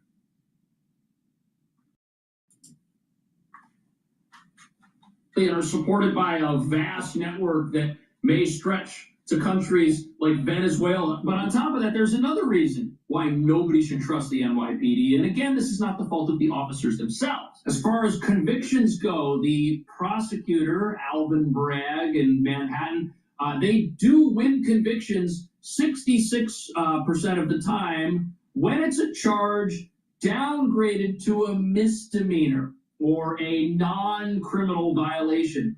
And the number of felonies they just refuse to prosecute has nearly doubled. So they're not winning felony convictions. They're downgrading felonies to misdemeanors, which 66% of the time they get a conviction. But look at this, 7% of the felonies, 8% in 2023, 12% of felonies in 2024, they just said, yeah, we're not going to prosecute that, even though it's a felony. So you have people who were arrested for committing a felony. There was evidence of that, and the district attorney said, let them go. Work together. Everyone's got different expertise. So this guy is doubling and tripling down. When he said, what is more American than telling, I should help him with this, than helping helping somebody who got here illegally, how to stay here illegally. That's the way. That's the American way. Looking in between his words, what he's really saying, illegal immigrants should stay. I love it. He's just so emotional. I just can't think of anything more American than to tell illegals who broke the law that are not Americans how to evade ICE. And also right. And that's what's so stupid about this. And the border czar has been very clear. If you don't have a border, you don't have a country. So by default, it is American to enforce America's laws and to enforce and secure America's border. People have to come through that border the right way. If people are living in New York City illegally, they have not come in the right way. It is not the American way to try and help them evade capture by the federal government and consequences for their actions. Americans understand that if you break the law, there should be a consequence. We are a nation of laws and order, exploiting our laws, throwing them away, not letting fugitives face any kind of It doesn't matter who came up with this design. I bet 99% of people have never seen anything like it. When you're doing outdoor sports in winter, the cold wind freezes your head, face, and ears. This windproof hat has a thick fleece lining that keeps you fully warm, and its ear covering design blocks wind and dust. Perfect for all cycling conditions and outdoor activities. Warm, safe, and essential for staying protected from the cold. With a huge discount, it's now half price. The link I shared includes free. Fugitives face any kind of repercussion for the horrible things they do in New York. Setting criminals free, that's dumb. That's not American at all, but New York City does that every single day. And there's nothing affordable about any of this either, which is the thing that most New Yorkers voted for Mr. Mamdani for. They want him to come in and lower prices. But how do you do that? How do you enfranchise workers in this city if they have to compete for an employment opportunity with somebody who's not supposed to be in America? How do they fight for the wages that they deserve in the job market if they're competing with people who've broken America's laws and are cheating the system. On top of that, every dollar of local welfare given to somebody who's not supposed to be here that might help them pay for an apartment or pay for groceries means there are now less resources for legal residents, less apartments, and apartment vacancies here are 1%. 1% of New York City's apartments can be rented right now. That's a housing crisis. There are so many people living here. We don't have enough apartments for people who want to move. And then we've got the city-run grocery stores idea, which a lot of people got very excited about. But here's the question. Every time city-run grocery stores pop up in other parts of the country, they can't seem to stock their shelves. What happens when these grocery stores have trouble keeping items in stock, like the city-run grocery stores everywhere else do? Really, a sanctuary agenda is a lawless agenda. And when you pursue lawlessness, it happens at the expense of the law abiding. People who do the right thing, people who obey the rules, those people are having the American. And the sad thing is the nonprofits are helping this out. They're helping the sanctuary cities. They take donor money and subsidize these illegals. Been stolen from them. They voted for an affordability agenda to try and get it back, and it's never going to happen. In fact, by the new mayor saying, hey, that he wants to freeze rents for all of the rent-stabilized apartments in the city. Well, everybody that doesn't live in a rent-stabilized apartment, their rent just went up because most buildings have some rent-stabilized apartments and some market-rate apartments, and if landlords can't get the rent over here, they're going to have to plunder it from their market-rate tenants, and they're going to get away with it because we're in a housing crisis. Nothing about this city is affordable. That's not going to change anytime soon. What do you think about that? I will see you in the next video. Hello, my name is Alexander Yermak. Until 2022, I was a musician, and now I am a soldier. In this war, I meet the best people of my life, brave ones.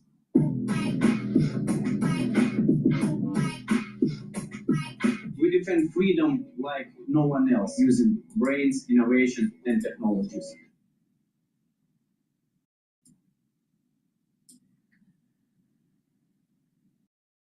All right, let's listen into this. IRS predicts refund explosion as Trump tax cuts take effect. Well, that would be good for Americans.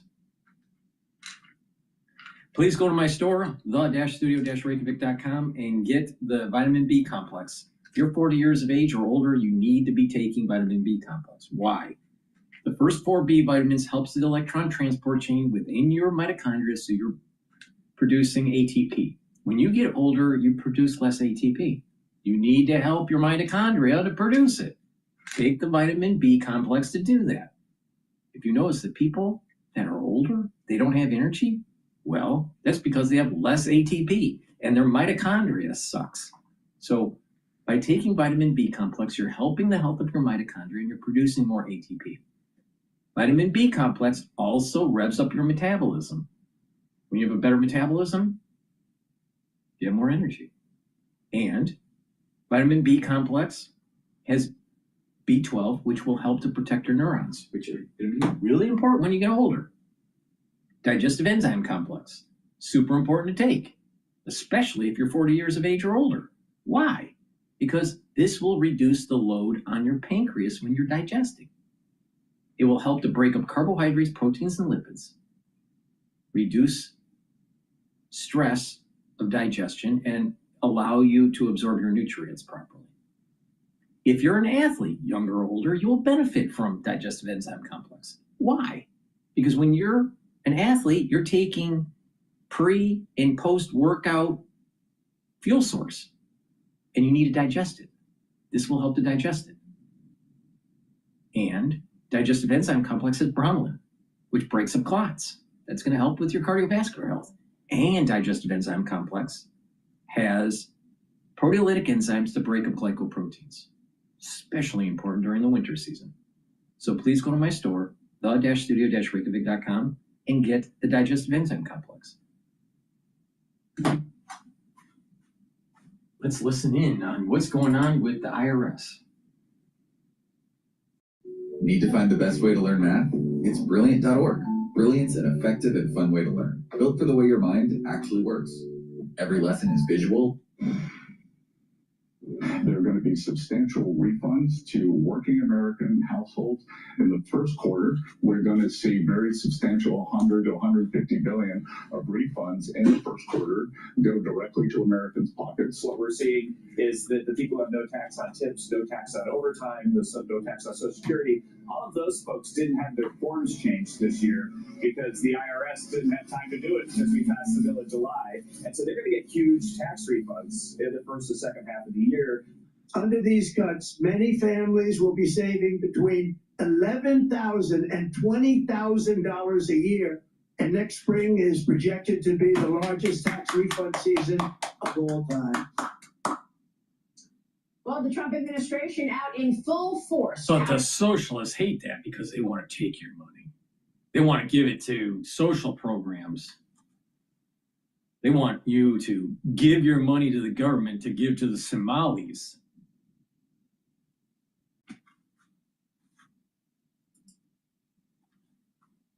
Largest tax refund for American families in history come 2026. The White House predicting Americans will be saving thousands of dollars on the back of new investments into America. The big, beautiful bill making the 2017 Tax Cuts and Jobs Act permanent. Joining now is the first CEO of the Internal Revenue Service and the Commissioner of the Social Security Administration, Frank Bisignano. Frank, great to see you again. Merry Christmas. Merry Christmas. So what about this refund? The president says it's going to be the best refund season ever. What should we expect? Well, we should expect exactly what the president said, as always happens. And, you know, the great leadership of the Treasury Secretary has positioned us to be able to deliver in a whole bunch of ways for America. You know, you're going to look at probably 94% plus of middle-class Americans getting a boost. You'll look at tax rates coming down and getting the benefit going forward. You see all our Social Security recipients getting up to a $6,000 benefit as he committed to the benefits of Social Security not being taxed. It'll be the biggest refunds that we've ever seen. And it's all, you know, because of the president's leadership and the Treasury Secretaries under one beautiful bill, which is unparalleled.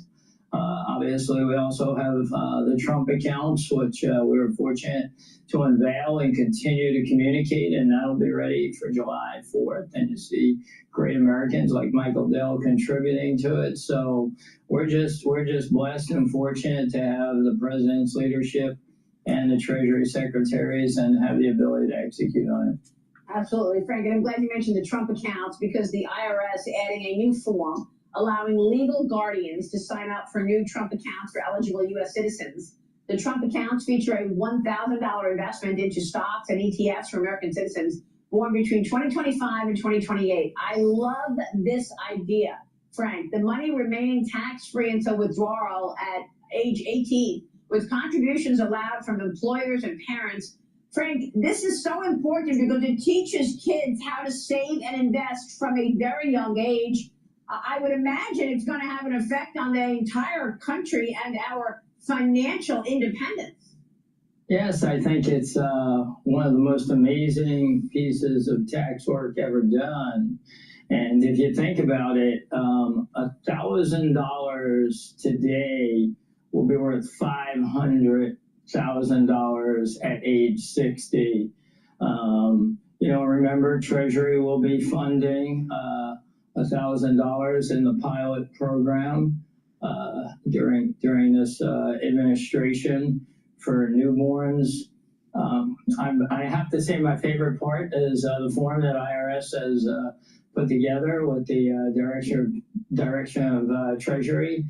4547, that'll be the form. Guidance will be out on it, and we plan on being prepared on July 4th to execute against the Trump accounts. I love that. 4547 is great. So, Frank, is there anything that you can tell us about our taxes this year, given the big, beautiful bill? Is there anything that we should be doing differently, that we should understand about the impact of the big, beautiful bill in 26? Well, I think it's, you know, it's a technical process. And expectations should be that in most categories, people will get a benefit. And if you're not seeing that occurring, I think it's important to spend time and go through it. You know, look, the middle class, like I said, 90+% getting a tax benefit. It'll also affect your deductions in the following year in 26, and I think it's important to take a look at that also. Frank, the New York Post is reporting that IRS criminal investigators played a pivotal, important role in tracking down the Brown University shooter. Wow, congratulations to your team. They ultimately led the FBI and other law enforcement agencies right to the shooter. The IRS criminal investigation team began combing through his financial records after a homeless Reddit poster hero named John helped authorities identify who turned out to be Claudio Neves Valente. The suspect was proven difficult to trace after he was identified because he used European SIM cards and a gizmo that made it harder to track phones. But a senior official told the Post that at that point, the criminal investigations team became involved and determined where he had obtained the storage facility in which he was ultimately located. Once the location was identified, they issued an alert to the FBI with the information on where he could be found. Frank, what can you tell us about your incredible team that helped find this shooter? You know, yesterday I had the opportunity to congratulate the approximately dozen people who some volunteered on the ground as soon as it occurred to go there and engage while the shooter was there. Those are signs of all the great Americans we have working within the federal government. I also would say under Treasury Secretary Bessent, he had made it very clear that we will always deploy against missions using all the skills we have in the criminal investigation unit and the compliance unit. And people deployed, people engaged and worked. You know, in this government, we work across the government very, very well because of the leadership of President Trump and encouraging teamwork, and we were able to play our part as helping the investigation and actually finding the location. That is incredible. I love to see a whole of government where each area can actually pitch in, but we weren't expecting the IRS to do this great work, and your team did it. Thank you to your team for that. Commissioner, the Office of the Inspector General just completed an audit of the Social Security Administration, finding improvements under your leadership. Your staff served 68 million callers. That is an increase of 65% from last year. Frank, congratulations. We knew your resume going into this would be so perfect to actually clean things up. What are your priorities going into the new year, Frank? Well, I think first of all, as you can see here, I have the Inspector General's report, and you know, it's right here. And I just read the first paragraph. SSA's publicly reported National 800 number of telephone metrics were accurate, and its overall telephone service performance improved in full year 2025. In full year 2025, SSA served either by SSA employee or automation 68 million callers, as you said, a 65% increase. This audit was derived because Senator Warren refused to acknowledge the work being done by the good career people of Social Security. And I brought to her office a 3-level down manager who, Tiffany Countess, who runs the phone centers, and she explained it to her, and she did not want to believe it. So we agreed to have an audit. And she continued to say the phone service was a mess. The audit was done by the Inspector General and proved that we served more Americans, 65% than the last administration. We also answered the phone significantly more timely and drove wait times in field offices down and drove disability claims pending down by 35%. So it was quite satisfying to have the truth told, even though the senator will never want to tell the truth. Well, I'm really happy about that. So, Senator, if you're watching, thank you for the audit, okay? Thank you for the audit so that we can actually come out and talk about it. Please go to my store and get the Clarity Factor. Clarity Factor will get rid of that brain fog and allow you to concentrate on tasks at work or in school or at home. This will get rid of that brain fog. You're going to be able to focus and over time improve your neuroplasticity. You're going to have positive neuroplasticity where your dendritic connections will connect more. You're going to be able to think faster and you're going to have better memory. Get the Clarity Factor. This is a very powerful neurostack. Take it every day. Drink it with filtered water. And also get the heirloom barley. Heirloom barley will help to detoxify your body, bring down inflammation, and soak up free radicals through superoxide dismutase. When you do this regularly, you're slowing down the aging process. Why? You're soaking up free radicals, you're bringing down inflammation, you're detoxifying. When you're detoxifying and bringing down inflammation, you're helping your immune system and your endocrine system. You're also helping with joint health. A lot of people, when they're older, they have aches and pains. Guess what? That's inflammation. Also, by bringing down inflammation at the vascular level, you're reducing plaque formation. By bringing down inflammation at the cerebral level, you're maintaining the health of your neurons. This will slow down the aging process. Take it every day. Stack it with Clarity Factor. So you're helping with your brain, you're helping get your body healthy, and improving your immune system and your endocrine system. Please go to my store, use discount 5, get $5 off any order. You spend $100 or more, you get a free gift until supplies last. All right, let's listen into CNA about Trump-class battleships.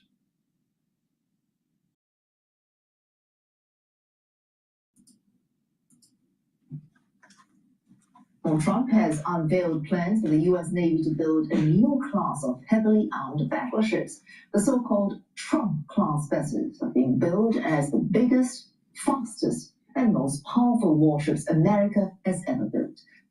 President Trump says production will start with 2 vessels with plans for a fleet of up to 25. The first ship to be christened the USS Defiant.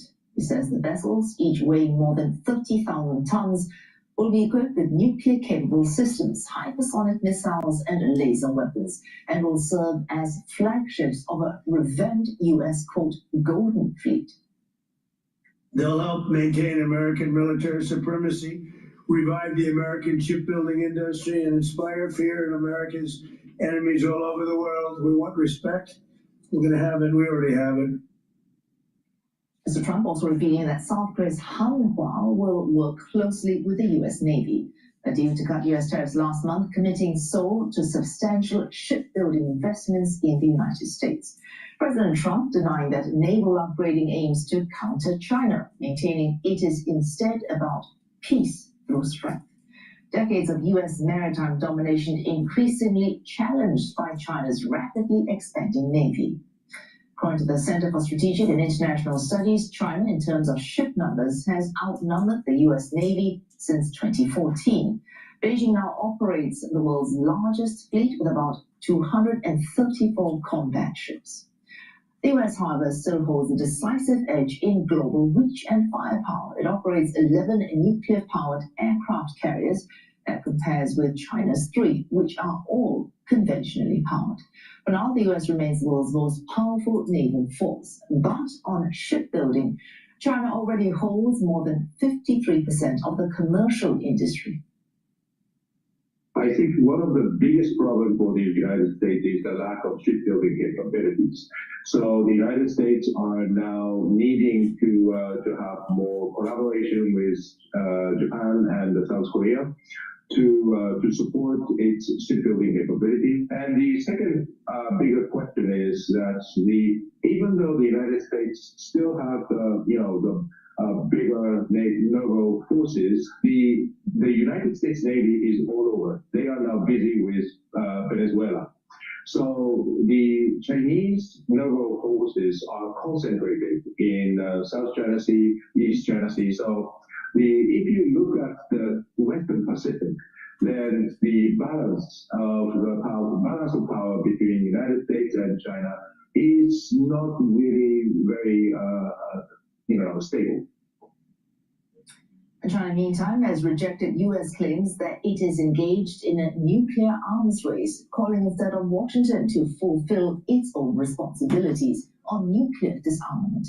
Beijing's response follows a draft Pentagon report warning of China's expanding military ambitions and what it described as a lack of interest in arms control talks.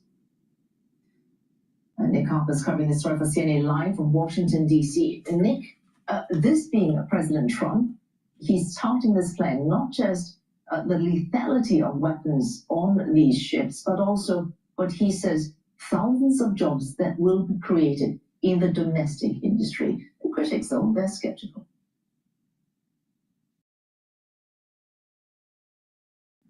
Well, that's right, Wes. I mean, we've heard here from the US president that really this is all about not just strengthening the US fleet around the world, but boosting manufacturing here in the US, creating all of those jobs, spurring on the economy, all the type of things that the US president wants to be able to do. But as you mentioned, some real questions as to whether or not this is not just workable, but whether it's what the United States actually needs. Some of the questions being raised are the timeline for all of this. Donald Trump predicting that they could get 2 ships into the water within the next couple of years, but some analysts suggesting that it could take much longer than that. Then there's the costs. It's not clear how much it would cost to create just one of these battleships. Some analysts putting the figure at perhaps about $10 billion to design it, to build it, and to deploy it. But really the biggest thing is whether or not these are the type of battleships that the United States actually needs. Now, the US fleet has been in decline for some years, and the battleship of this size, of this magnitude, was essentially mothballed back in the 1990s because the feeling was it was not quite right for modern warfare or modern deterrence.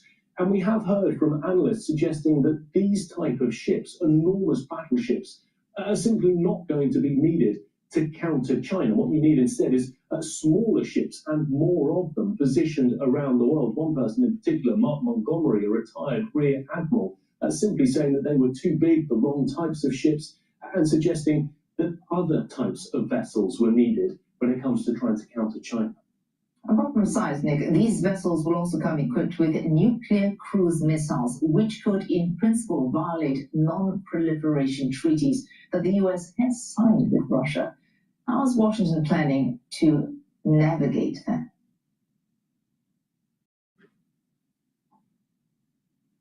Well, that's right. Donald Trump spoke about essentially the lethality of these ships, saying that they would be 100 times more powerful than any battleship that the United States has ever built. There is that signal that this is all about trying to counter China, but he was asked specifically on that, and he said, really, it was about countering everyone, sending that message to adversaries that the US is ramping up production and creating a much bigger, much more powerful naval fleet.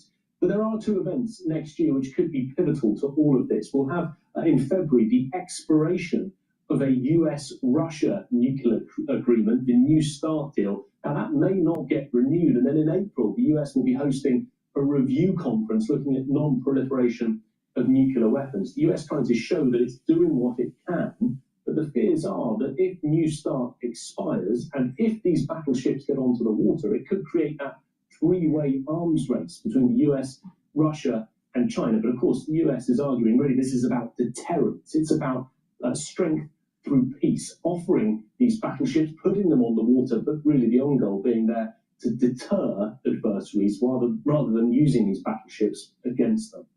Oh, thanks. And Nick Harper there covering this story for CNN Live from Washington, D.C.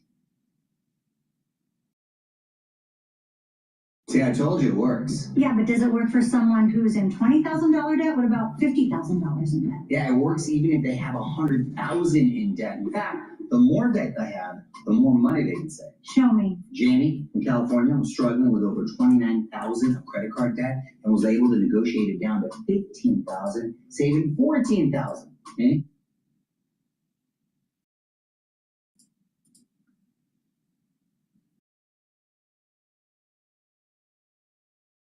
Let's see here.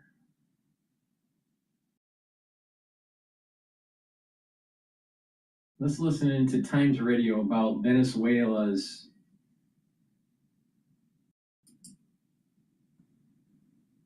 It would increase the flow of migrants, I think we can say. That fact, or that interpretation at least, lends credence to my perspective that this was never really thought through, this policy of maximum pressure on Maduro. What's going on with Venezuela? There's another ship chase taking place in the Atlantic Ocean. American naval vessels are pursuing an oil tanker off the coast of Venezuela. The US has already seized 2 vessels, saying they were trying to evade sanctions. Venezuela says it will retaliate. Some of the neighbors are now anxious. Well, Matthew Breiser is a former US ambassador and a White House official, and he's here to talk us through this. Thank you very much for joining us. Thank you, Bill. Nice to be with you. Well, great to have you on. What is this all about? You know, I've seen it going on for weeks now, but what is actually happening? Where is it leading, do you think? I think what it has evolved into is an attempt by President Trump to overthrow Maduro, the leader of Venezuela.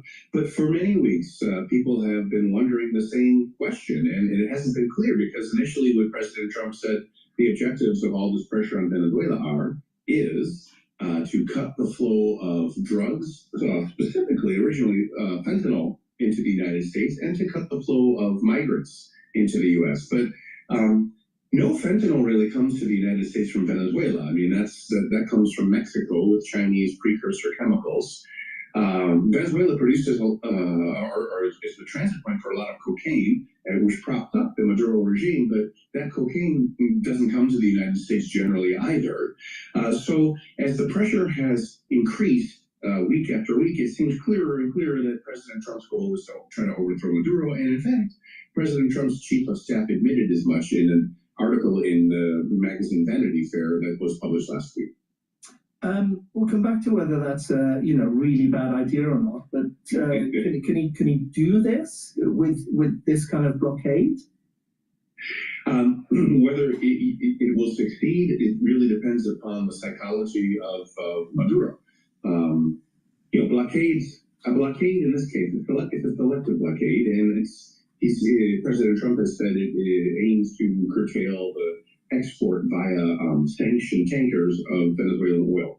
If this blockade does cut off the flow of Venezuelan oil, that could be economically crippling for Venezuela. It actually would be economically crippling. I mean, already the Venezuelan economy has collapsed more or less in a way that's unheard of in peacetime in the 20th and 21st centuries. And if you cut off all of the exports of oil, there's really no or very little revenue for the Venezuelan government. So that's enormous pressure on Maduro, who's already not popular.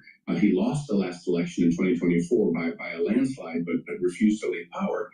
So that could be sufficient pressure to catalyze some sort of an uprising against him. But who knows if that's what will happen? And he may respond with repression and or just be stubborn and stay in power.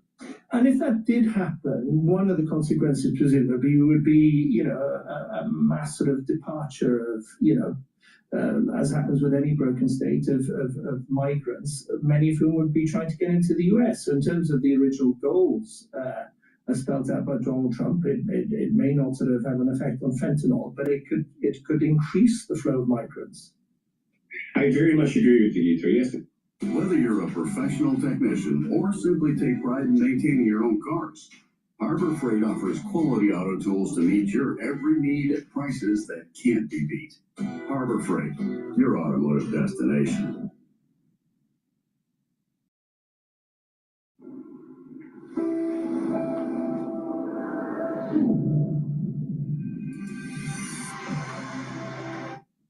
I very much agree with you, GETTR. Yes, it would increase the flow of migrants, I think we can say. That fact, or that interpretation at least, lends credence to my perspective that this was never really thought through, this policy of maximum pressure on Maduro. If you go to the beginning of the Trump administration, there was an initiative by one of Trump's senior advisors, Ambassador Rick Grenell, to Venezuela, where he met with the leadership and came back with some Americans who had been imprisoned in Venezuela. And it looked like then the initial Trump approach is going to be one of trying to negotiate and in a, let's say, softer way. And then everything changed. And it seems to have changed when Secretary of State and National Security Advisor Marco Rubio became stronger within the administration, and his family immigrated to the U.S. from Cuba. His parents did, and Cuba is a key ally of Maduro, and Cuba's current regime is able to stay in power largely on the basis of the oil it receives at a huge discount from Venezuela. So the whole objective changed, the whole rationale changed. But as you point out, because the whole process wasn't thought through and consistent in a logical way, now you've got this additional inconsistency of a broken Venezuelan state undermining one of the key U.S. stated objectives. And that's why some of the neighbors are getting very anxious. I think Brazil have, been quite explicit warning about a humanitarian catastrophe and mass emigration and all that. How anxious are they? Yeah, they are anxious in Colombia too. I mean, there's been a very large, or several million, or a couple of million Venezuelans who have moved into Colombia for the time being. And yeah, I think there is that sort of material concern about refugee flows on the part of the neighbors of Venezuela. And I also think there's a legacy concern about the U.S. history of interventions in Latin America. I mean, also, as you said, a former professional diplomat, and would like to think the best of our foreign policy, but it's true that the U.S. has intervened throughout the last 2 centuries repeatedly in Latin America and prompted regime change in several cases. And often those interventions, I think like this one, were more emotional than strategic. There's a sense in whoever the president's mind is that the U.S. needs to get rid of this quote-unquote bad guy. Why? Well, you can come up with all sorts of justifications, but often it's an emotional response stemming from a sense that the Western Hemisphere is to be dominated by the United States, and there should be no hostile forces, whether they be external or internal, that threaten stability. And that. So, for the ones that have been paying attention to me about the longing of oil and natural gas, the oil has been ticking up a little bit. It's trading at 58.12, and it looks like it may start going down again. So what I did was I closed out a position, and I'm waiting for it to retrace, and then I'm going to go back in. So I'm longing oil, but I closed out 2 positions, and then I'm going to go back in, waiting for a good entry point. Right now, oil's trading at 58.10.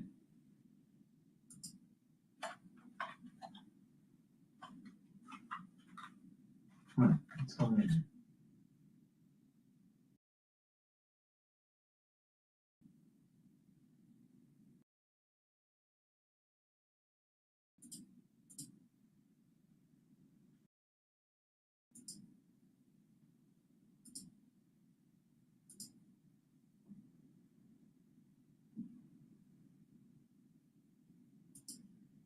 Not sure why it died out.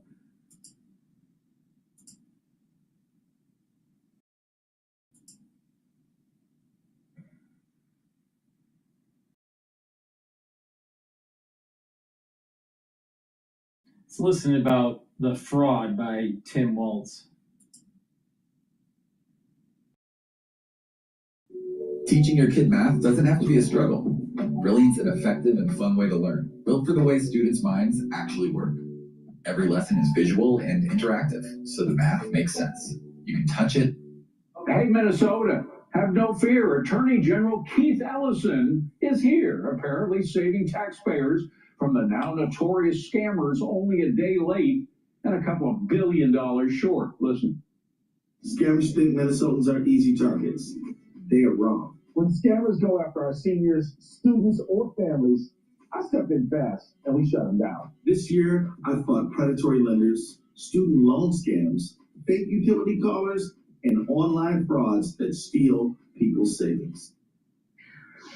The self-dubbed savior may want to talk to the state's mayors because nearly 100 of them have penned a scathing letter to Minnesota leadership flagging that, quote, fraud, unchecked spending, and inconsistent fiscal management in St. Paul have trickled down to our cities, reducing our capacity to plan responsibly. Joining us now is National Review Editor-in-Chief Rich Lowry and podcast host Ben Ferguson. Gentlemen, great to see you.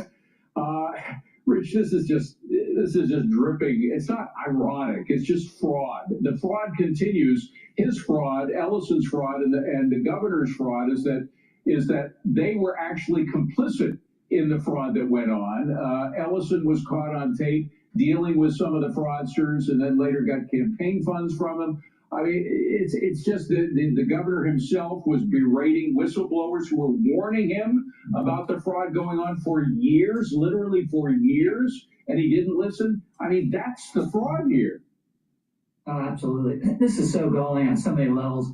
Estimated number now up to $9 billion. That's almost the entire annual GDP of Somalia. You had fraud tourists knowing that Minnesota was an easy mark. So if you wanted to fraud the taxpayer, you went there to take advantage of the opportunity. And this is a classic, David. You know, we're old enough to be old Tom Wolfe fans, but he wrote a book called Mau-Mauing the Flag Catchers. That was a idiosyncratic way to say Mau-Mauing was using racial politics to get what you wanted from City Hall and from city officials. And that's part of what happened here, because when the initial suspicions arose, you had these organizations say, well, you better not ask questions about us because we're minorities and that's wrong and racist, and we'll sue you and we'll smear you in the press.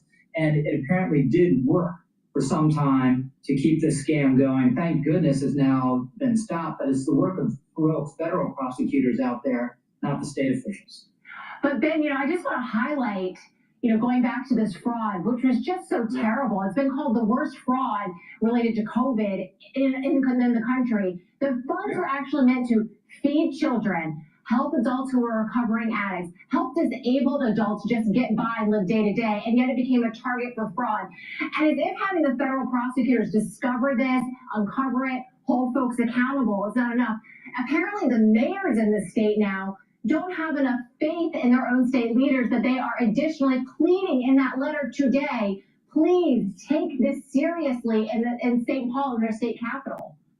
Yeah, look, I think what you're seeing from this governor is he's actually in on it. I think he knew the fraud was going on. I think he was too afraid of losing votes in the Somali community. That's why he deliberately looked the other way. And that's why the part of the cover-up now. He's not trying to expose this or lock anybody up.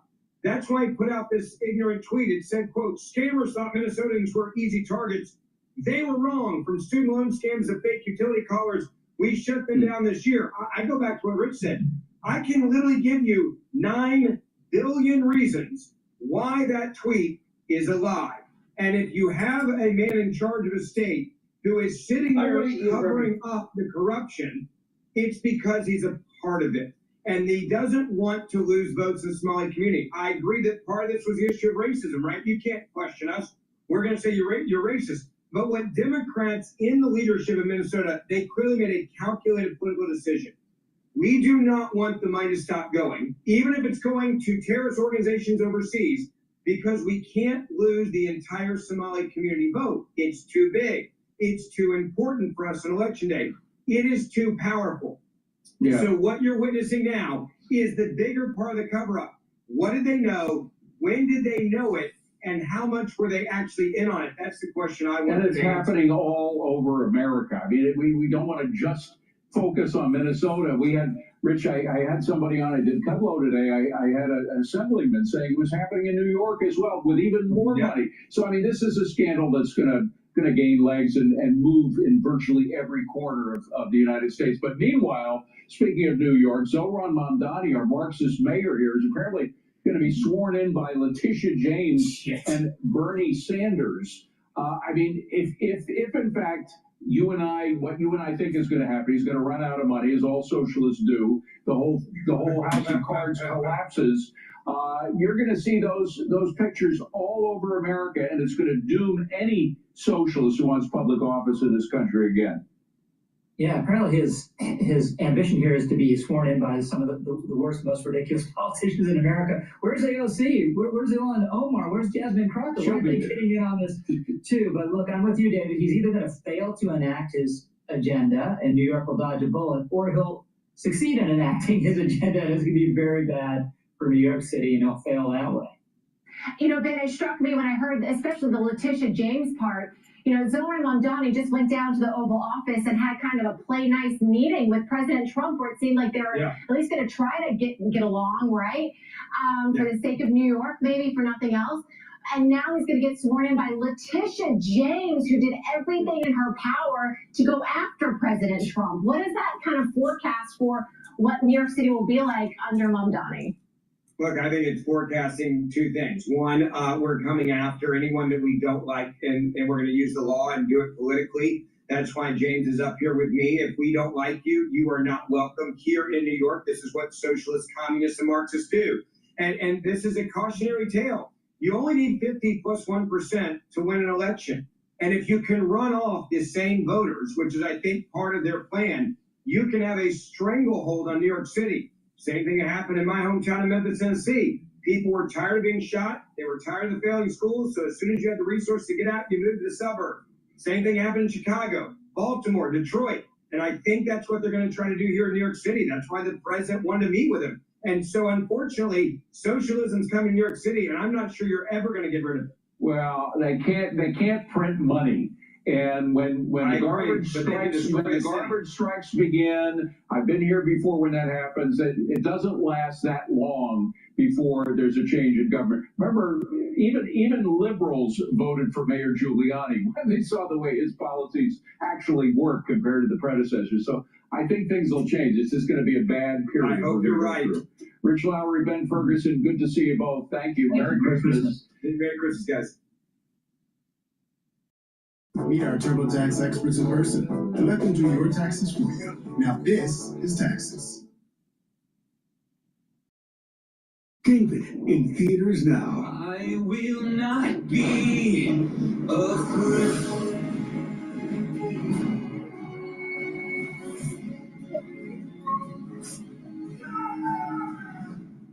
Are you ready for a great adventure? I will not be.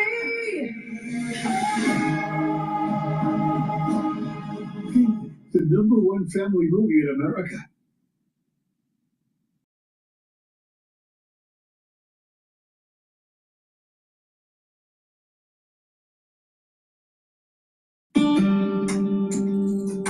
Bloomberg Audio Studios. Podcasts, radio, news. The U.S. has intensified its blockade of Venezuela by trying to intercept a third. I don't want to do the Bloomberg podcast here, but I do want to listen into G0 and Brenner's take on military strikes in Venezuela. But before we do that, please go to my store, get the turmeric. This will bring down inflammation and soak up free radicals, boost up the immune system, and help with your cardiovascular system. Lignans will help to boost up the immune system and your endocrine system, soak up free radicals, and bring down inflammation. Super important. You can stack them together to get the synergistic effect to boosting up your immune system. Please go to my store, use discount 5, you get $5 off any order. If you spend $100 or more, you get a free gift until supplies last.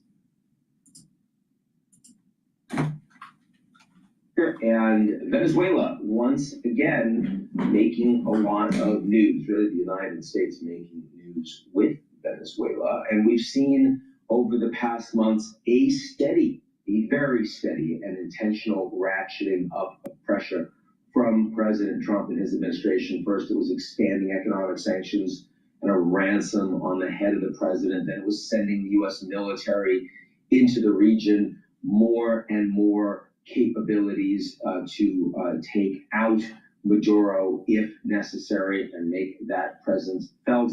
Then strikes on boats carrying drugs, and then shutting down Venezuelan airspace, and then boarding and seizing oil tankers, and now a boycott on the oceans of all Venezuelan tanker traffic coming through. There are other steps that can be taken right now being actively discussed in the White House. Strikes on Cessnas, small aircraft flying out from western Venezuela that are also carrying drugs. The small boat traffic has been significantly reduced. They're moving to the air. Harder to get imagery showing that there's actually drugs on those planes, and also harder to limit killing civilians if you take them down. But that's one additional measure that would be considered. And then, of course, also targeted strikes on the ground directly.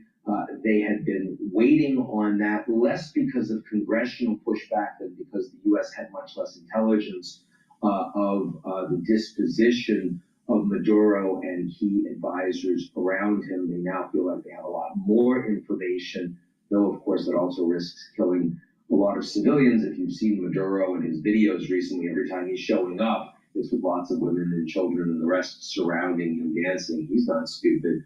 He wants to make it as painful and difficult for the Americans as possible. And let's face it, it is a lot easier to get Maduro out than it is to get Putin to back down in Ukraine, which, as Secretary of State Rubio puts it, isn't our war, isn't even on our continent. Now, technically, Venezuela is not on Marco Rubio's continent either. It is South America. That is a different continent from North America, but Marco's from Florida, and, I guess he can almost see Maduro from his house. So maybe we recognize there's a bit of a technicality there. But anyway, it's a big move. And already what is happening is going to affect some 30% minimum of Venezuelan oil exports, means a much steeper discount for oil coming out of Venezuela. It's also going to impede a lot of the chemicals that they need to import to maintain production. And that is going to cause some costs if this is maintained and Maduro isn't forced out.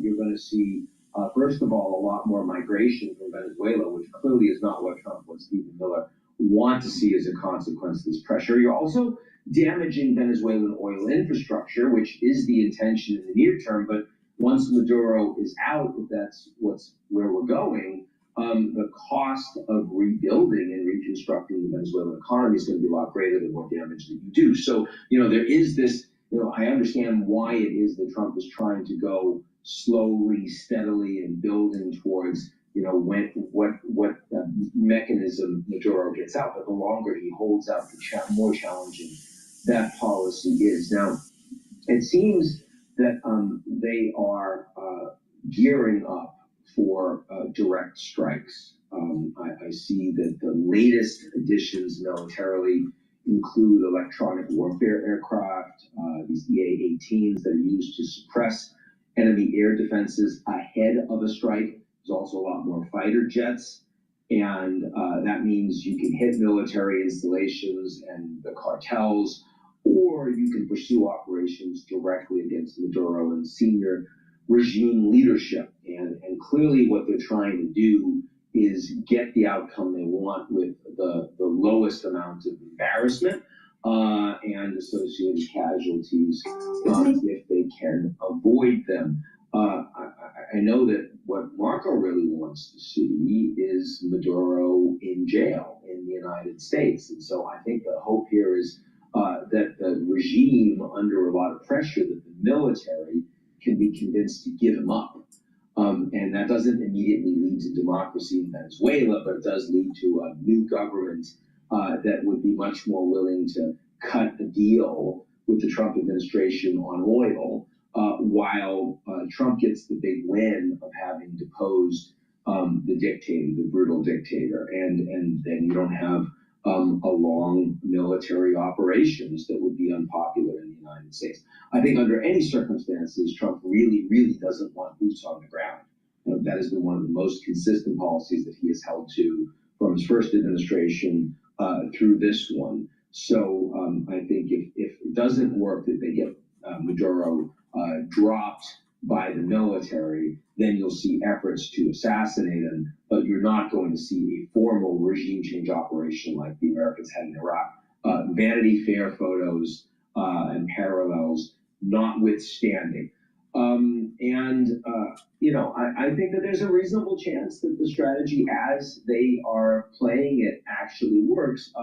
It is unpopular in the country as a whole. Strong majorities in the United States think this is a bad idea, but a majority of Trump supporters are happy to have Maduro out and have Trump lean into that policy. And I don't think it is going to split MAGA the way that the Epstein files are, the way that Israel policy is. And internationally, the Russians and the Chinese are certainly saying very negative things about the Trump pressure and efforts, but they're not willing to really do anything.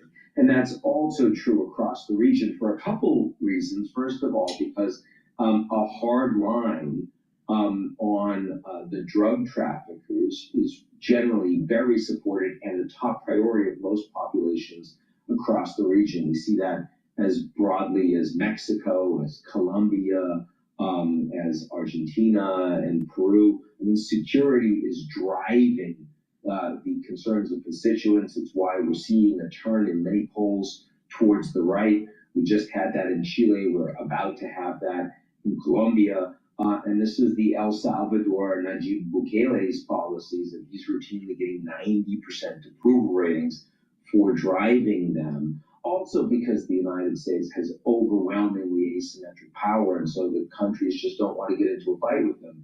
And if you're Brazil looking for a trade deal, if you are Mexico looking for deals on everything because all of your money and security is tied up with the United States, you're not going to yell and scream, even if you think it's completely illegal for Trump to be engaging in these extrajudiciary executions against the people on the drug boats. You're not going to fight with the Americans on that. So not a lot of blowback as a consequence, and all of that implies that Trump is going to lean in heavier and will end up with military strikes in Venezuela itself unless Maduro is out absent them over the coming weeks and months. That's it for me. I'll talk to you all real soon.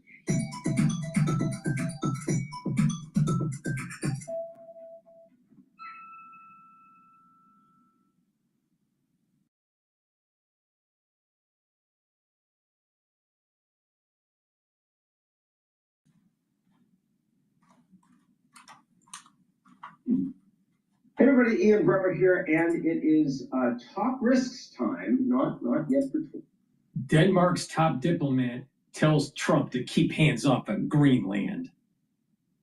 Why can't America take Greenland? We need it. You know why? We need it as part of our defense grid.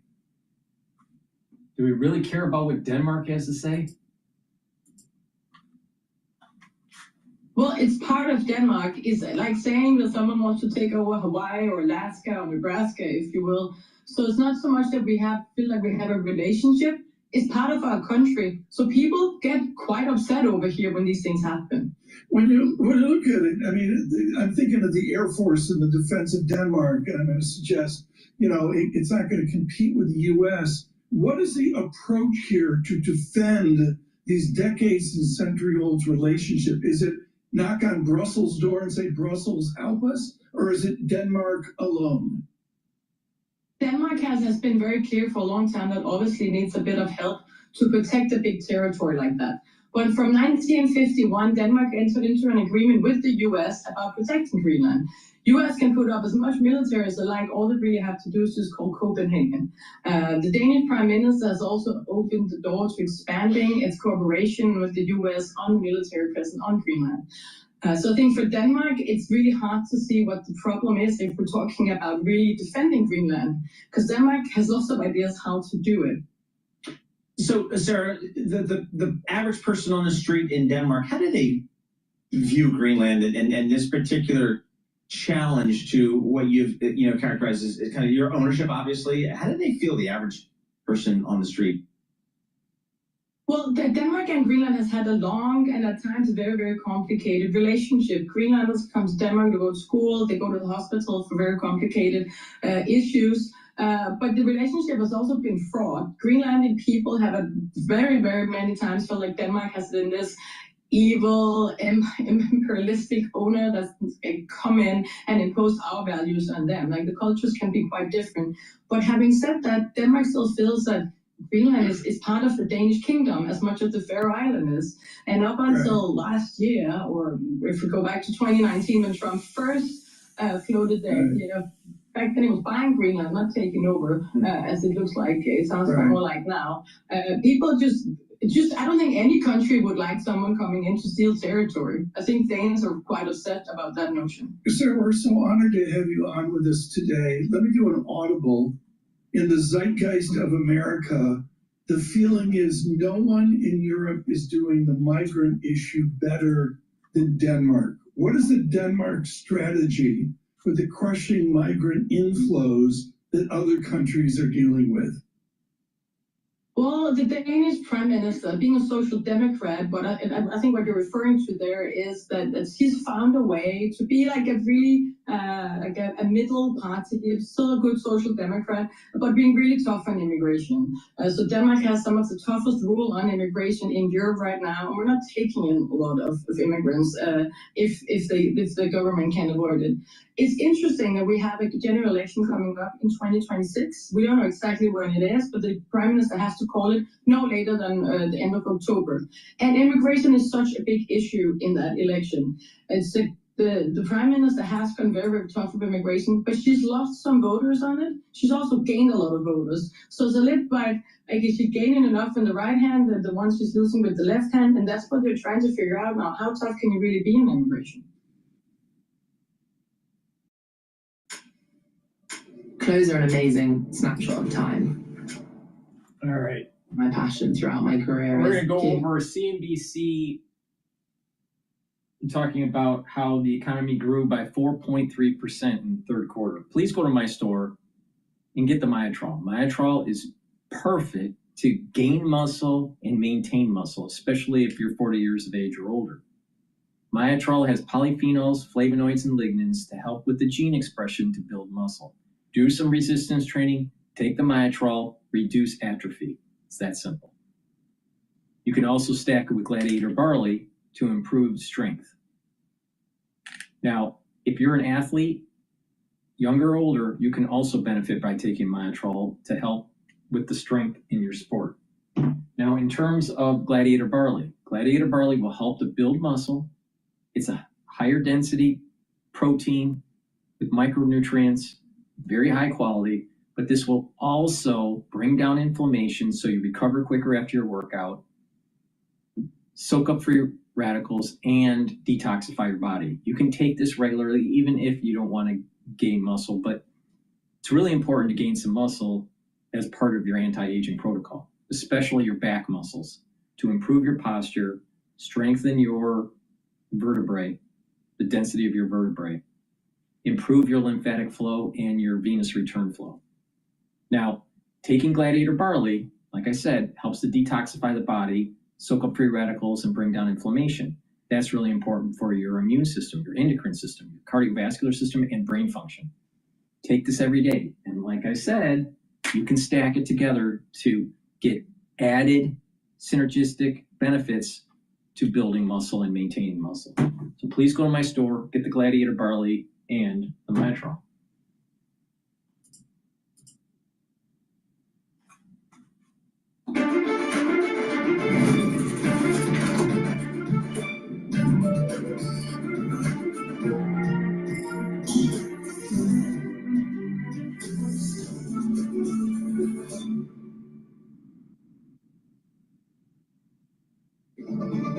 Welcome back to Squawk Box. Rick Santelli here, live at CME HQ with some delayed but very important data points. We'll be looking at October preliminary durable goods, Philly Fed, and GDP. Second time around the block, delayed third quarter numbers. We're looking for 3.3. Zoom, zoom, zoom. 4.3%. 4.3%. That is a nice jump. And I know many may question data gathering, but on the surface, this will be the strongest quarter going back to the third quarter of 2023 when it was 4.7. This is strong. 3.5 on consumption blows away the 2.7 we were expecting. That'll be the best since the last quarter of 24. On the price index, here's some not good news. 3.8% on the price index. That's much higher than 2.7 we were looking for. much higher than 2.1 in the rearview mirror. That would equal the first quarter of 23 to find a higher price structure. You'd have to go to the last quarter of 2022, where we're at 3.9%. Now, if you look at core, a different story. Price index was warm. Core, well, as expected, but still warm. 2.9 is what we were looking for, quarter over quarter. Personal consumption expenditure price index. Now, issue is 2.6 was our last look, so it's up 0.3. 2.9, well, 2.9 will be the warmest since we're at 3.3 in just the first quarter of this year. Now, let's go to Philly Fed non-manufacturing, comes in at minus 16.8. That is actually very close to expectations. That would be the weakest read since October's, minus 22. Now let's go to durable goods. These numbers are October preliminary, minus 2.2%. They're expecting minus 1.5%. That would be the weakest durable goods outlook since July of this year. And if we look at X transportation, well, it definitely improves. Close to expectations, up 0.2%. Up 0.2. Well, we're up 0.6 our last look, which now got upgraded to up 0.7. To give you an idea, up 0.2 is actually the weakest quarter, going back to unchanged quarter, and that was in April of 25. Let's look at non-defense X-Air. This is a proxy for capital spending, coming in up 0.5%, better than expected. Very solid revision in the rearview mirror to up 1.1. Up 1.1 would comp to May when it was up 1.9. Up 0.5. Well, up 0.5 would be actually the weakest, going back to minus 1.5 in April, but still a solid number. And finally, let's go to shipments. On the shipment side, up 0.7. This is good news. Things are moving again. This is multiples of the up 0.3 we're looking for. And in the rearview mirror, a very healthy revision from up 0.9 to up 1.2. After all of that, what's going on? Well, interest rates are to the upside a bit, and that may have something to do with the pricing index on the negative news side. But on the positive news side, better GDP is always good.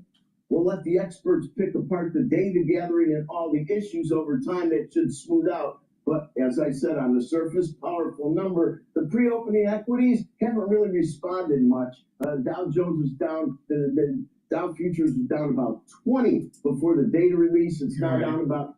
All right. Now the S&P 500 is trading at just under 6,900. So it's at 6,898. I still have an end of year target of 6,850. Okay, let's listen in to News Nation. Taxes is feeling unlocked.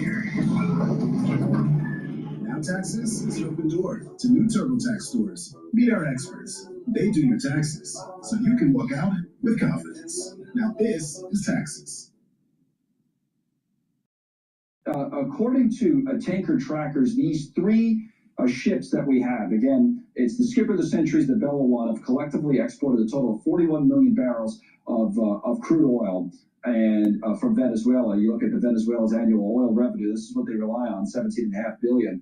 And they're both of them under U.S. sanctions, at least $2 billion for some perspective. The 17.5 is the total revenue last year for Venezuela's state-owned oil company, and analysts say it was especially a good year. But oil and Venezuela, this is what matters to them, is really all that they have in many ways. And I feel like that's the backdrop and the context for what we're about to see, which is an announcement on shipbuilding for the president, longer term goals and aspirations and questions, we think, from Kelly Meyer and other reporters in the room at Mar-a-Lago. Geraldo's back with us, all right. Retired Major General William Enyart as well. He's a former Democratic congressman from the state of Illinois. I say you're back, Geraldo. Last hour you were saying you think, that's why I wanted to talk a little bit about some of these ships, that there's much more to it than, you know, announcing what ships we're going to be building in the future. You're expecting more from the president. I am definitely expecting more, Connell. I believe that when you take a vessel worth multi-millions of dollars and filled with oil, you know, and you seize it, I mean, if it's a blockade, that's an act of war under, you know, the law of war. A blockade is is grounds for a war. It is by definition a war. Quarantine. The quarantine, it's maybe a little nuance, but it means that there's extreme pressure put on ships coming in or out, but not necessarily military. Right. But as of right now, what we're seeing is these, this is kinetic. Those are guys are, they got guns. They're warriors. They are seizing. They are absolutely taking control of something that does not belong to the United States. But it is an act of war because this vessel, we think, was used for illicit trade, whether for Russia or for Venezuela's behalf, selling to China, vessels changing their names, changing the electronic identification codes, the ship finder, to confuse. But it's crafty, but it all hangs by a thread. Right. The chopper crashes, someone gets hurt, someone takes out a shotgun from behind a desk or something, anything like that, you'll see very, very quickly how this thing could go south. Any second now, we're told the president's going to start this event. So, General, and your thoughts to follow up on what Geraldo said on the context, but also what you expect here today on the shipbuilding announcement. Well, what's expected to come out of the shipbuilding announcement, first of all, last week the Navy announced that it was canceling the Constellation class order of frigates, and then in favor of a new order of a smaller frigate, which is based on a Coast Guard cutter frame. And frigates are much smaller ships. They run about 4,500 tons, so it's about half the size or a little less of the current in terms of displacement, in terms of what we are currently floating as destroyers. The destroyers that are being trumpeted as the Trump class will range, according to speculations, somewhere between 15 and 20,000 tons. So those are much larger ships. Those are going to be 50% to twice as big as our current flotilla of destroyers. And they'll be anywhere from 4 to 5 times as large as the new frigates that will be coming online. So what do you see this being about? I mean, Geraldo and I were talking about Venezuela, but, longer term, bigger picture, you're countering China and their naval dominance in the Pacific. And if so, how big a deal is this in your view, General? Well, there's countervailing sentiments among naval observers here. Some folks think that these larger class ships are just what we need in order to protect aircraft carriers. They're going to be able to keep up with aircraft carriers and will carry more missiles and anti-aircraft, anti-missile missiles. So some folks are saying this is just what we need. Others are saying that these are outdated. They're not carrying enough armament. So there's certainly a bit of back and forth over it. The frigates don't carry a lot of armaments. They're really more since they're in use by the Coast Guard. They're essentially more a Coast Guard type weapon system rather than being really useful on the high seas and particularly in a fight with China. Although if you were in the Taiwan Straits, that's only 90 miles wide, so it's like the difference between South Florida and Cuba. Thank you for watching. Subscribe below and download our News Nation app right now on your phone, and you will get fact-based, unbiased news for all Americans. Alrighty.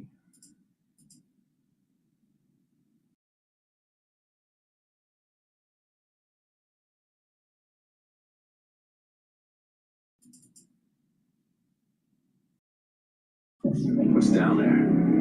For ages, man could only wonder.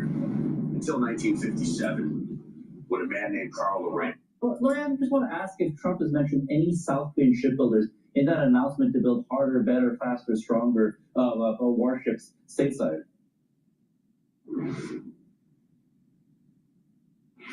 He sure did, JP, and it's Hanwha. And as you know, Hanwha has a very extensive relationship with the Trump administration, and they are now going to be a key player in what Trump has declared as the Trump fleet of vessels. That's the vessel class that it's called. And so, in fact, when it comes to Hanwha, Philly shipyard, we actually sat down extensively. We had amazing access, JP. We have a documentary on CNBC.com as well as the YouTube channel where we talked about U.S. shipbuilding, and we went firsthand and spoke with the CEO of Hanwha Shipping as well as Hanwha Philly Shipyard. And I have to tell you, JP, the numbers do not match to what the president is telegraphing because of the fact that as of right now, Hanwha Philly Shipyard only makes one vessel a year.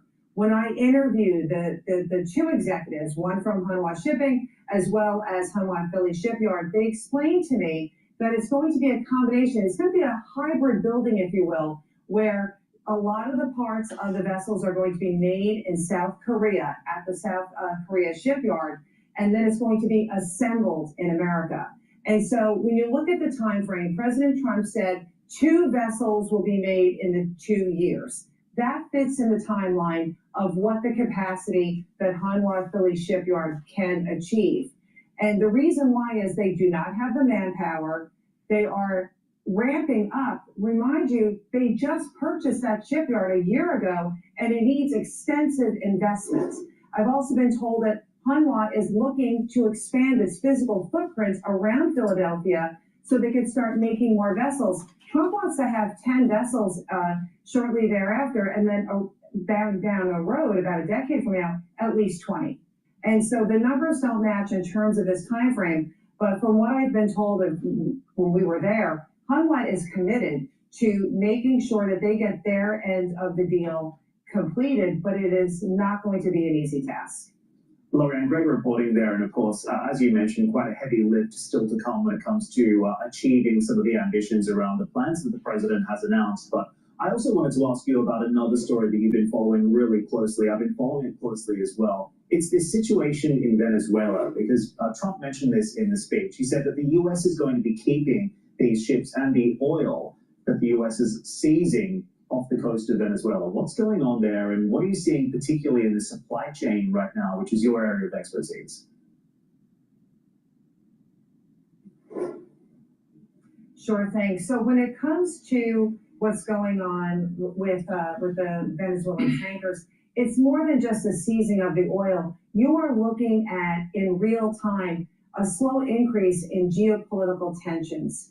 And what struck me, like what happened over the weekend, is something that Kepler, one of the analysts, told me, is that it looks like that the United States was able to seize the Centuries. That's one of the vessels that was seized over on Saturday under what is called the 2002 Salas-Becker Agreement, which is with Panama. Here's the key thing that all the investors out there need to be aware of.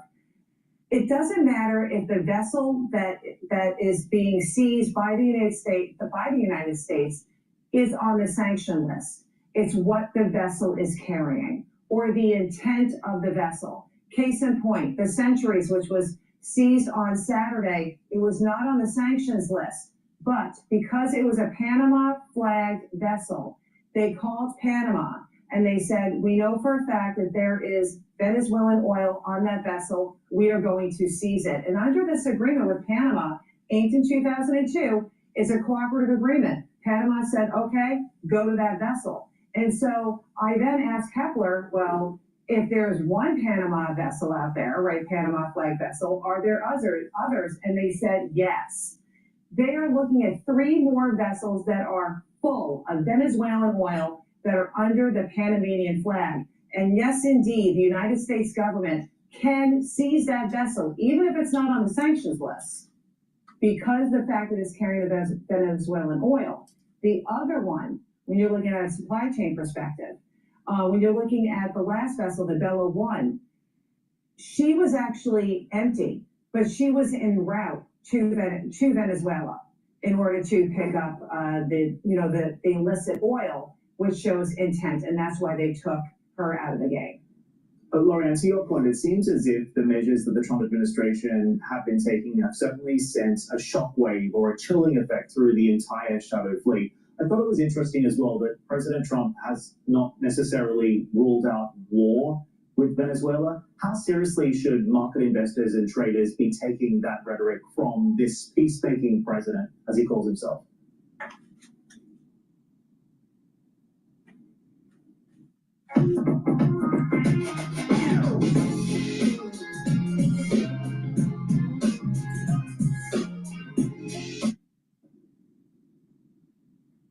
You know, when it comes to the bluster, we all know with President Trump that there is a lot of bluster behind his words.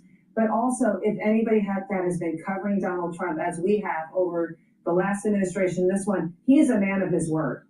And so if he does threaten, he follows through. It's not empty threats. And so if he does talk about the fact of a possible ground invasion, well, nobody would want to see that. He's already made good on his promises of having this blockade. Trump makes good on his threats. And so I think you just don't discount it. It's just a matter of hopefully not when, but, you know, if. Okay, so Lorianne, I'm curious as to how this might impact Asia, especially ahead of that Lunar New Year holiday for China. What can you tell us about what Asia might be, what Asia could expect? Some of that oil was going to China. Second, or I'm not sure, directly to China or indirectly. Secondly, it tells President Xi that our Navy is starting to get in gear. President Xi thinks that he can just take Taiwan. And Trump needs to show President Xi, you know what? It's not going to be so easy. It's about time that we had a president that actually made sure that we had freedom of navigation through the 9-dash line. What's wrong with that? What's wrong with that? See, these individuals that are America first, you know, saying don't get involved in Asia and only focus on domestic issues. No, they're wrong. They're wrong. Our way of life is predicated on freedom of navigation in the Pacific. Full stop. Epstein files don't matter. Don't matter. Taiwan matters. Freedom of navigation matters. 9-dash line matters.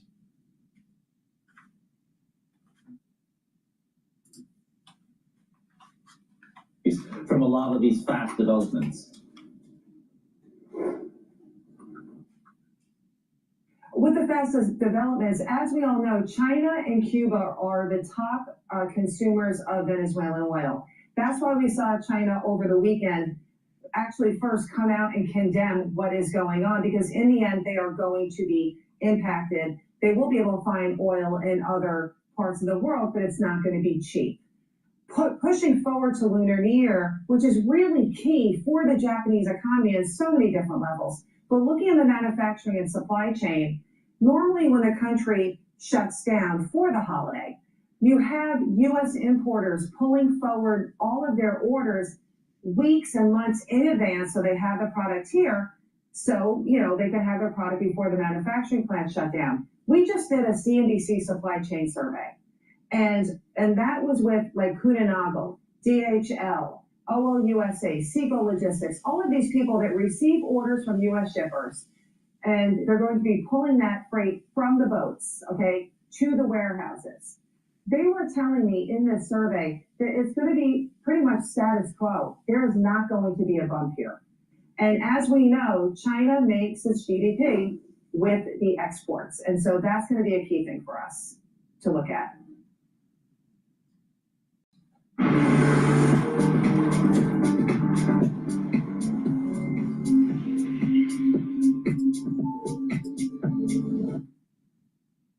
President Trump is continuing his pressure campaign on Venezuelan President Nicolas Maduro's government. Heritage Foundation National Security and Foreign Policy Vice President Victoria Coates is with us this morning. She served in the first Trump administration as Deputy National Security Advisor. And welcome, Victoria. It's good to see you. I saw the president talking yesterday, and I just thought it was funny. Not funny, but interesting the way he said, look, a lot of past presidents didn't mind what was happening in Venezuela and the effects that it was having on the United States, and in terms of fentanyl and drugs and the poison that's been coming into the country. He says, I do mind, and I'm going to do something about it. I think you're of the same thinking on this issue.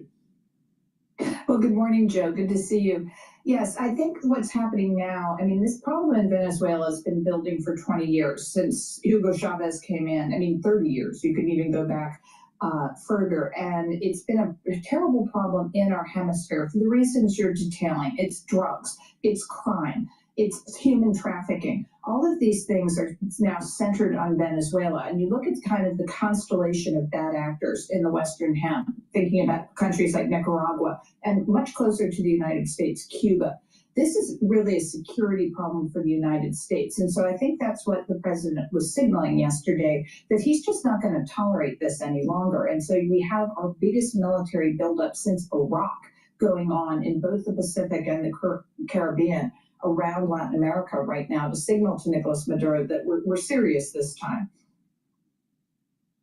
It doesn't have to be that way either, does it? We don't need to write off the Southern Hemisphere. You look at Argentina or even Chile at this point, and it could be a great hemisphere in terms of not just our interests, but and there are people that wear white hats, I think, in the world, and people that aren't so great, and we can say that, and it's possible that some regime changes could be very positive, not just for the United States, but for the world.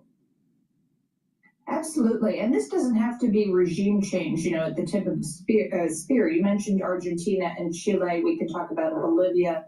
These are all countries that changed at the ballot box. They had elections. The citizens of these countries decided they didn't like the socialism that had caused such terrible economic ruin in those beautiful countries, and that they were going to go in a more conservative direction. And so that can happen in May in neighboring Colombia, right next to Venezuela. And it actually did happen in Venezuela 2 years ago, and when the people of Venezuela overwhelmingly voted to get rid of Maduro, to bring in an opposition candidate. That's not the United States imposing regime change. That's the people of Venezuela putting things in their hands. I wasn't talking about forced regime change. I was talking about what through the voter, but they voted already in Venezuela. It just didn't count, right? Exactly. I mean, Maduro has a huge apparatus, excuse me, in place to maintain control of Venezuela and people largely exported from Cuba and China. And so that's what he's using. But the people of Venezuela clearly want a different path. Yeah. And maybe in New York City, we can reject socialism at the ballot box. Hopefully. Please go to my store, the-studio-reykjavik.com, and get the Boomer Boost. The Boomer Boost has 68 nutrients. It has a very comprehensive compound profile shown on the screen. Please go to my store, read the label. This is very important to take every day. It's a powder. You mix it with soft foods, filtered water, a smoothie, or even with just milk. But take it every day, and it targets multiple systems. It targets brain function. It helps with cardiovascular. It helps with building muscle, increases your energy levels, increases your metabolism. It'll allow you to control your A1C levels and your blood glucose levels, right? And when you do this regularly, you're slowing down the aging process. And when you're doing that, you're boosting up your immune system and your endocrine system. Take this every day. Very important. Now, if you're an athlete, what I recommend is to use this as a pre or post-workout fuel source in addition to taking it every day. And what that will do is allow you to recover quicker in your workout and help with your strength training. This stacks really well with gladiator barley and heirloom barley. You'll get further benefits of controlling your A1C levels. And it's a great way to lose weight. Get in shape. Have a steady burn of energy. You take this, within 72 hours, you're going to start feeling the effects. You'll have a steady burn of energy, no spiking. You'll have more vitality. You'll be more active. And by taking this every day, you'll have the compound benefits of targeting these systems to boosting up your immune system, your endocrine system, your brain function, your cardiovascular system. And you'll be slowing down the aging process. It's really simple. Brings down inflammation, helps the immune system. So please go to my store, get the Boomer Boost, take it every day. It's really important. We'll see. That remains to be seen at this point. And you figure oil is fair game. with what's happening, exactly the tactics that the president or the United States is pursuing at this point. Yes, and I think the most important thing is this action against oil tankers, because this is essentially Nicolas Maduro's ATM. He's using the illegal exports of sanctioned oil to keep the cash flowing into his regime, to keep his generals happy. And so that's why it's so important. And it is important to note, illegal for the United States to take these actions against this shadow fleet. These are vessels that aren't properly flagged, they're not properly insured, they're very poorly maintained. We could have an environmental disaster at any time. So the United States is doing a good thing for the world by interdicting these exports from Venezuela. And that's what ultimately, I think, will put the pressure on Maduro to actually leave. We definitely wanted to talk about this, but I guess nobody knows what the journal is going to publish. But this op-ed piece on the Heritage Foundation is something to behold today. Have you seen it, Victoria? I have. I mean, the Wall Street Journal spends a lot of time writing op-eds about the Heritage Foundation. I think that maybe there's some more interesting topics for them to cover. But I defer any questions about our personnel issues back to Heritage and to our leadership. But the journal implies that the activist policy of the past in terms of foreign policy are gone, and that flies in the face of what you just talked about. I mean, you're fully on board with what I would think would be considered some activist foreign policy here. Well, and that's what I would actually, again, refer you to is what we've actually published on these topics. And, I'm the Vice President for National Security at the Heritage Foundation. I received no outreach from the journal on this piece.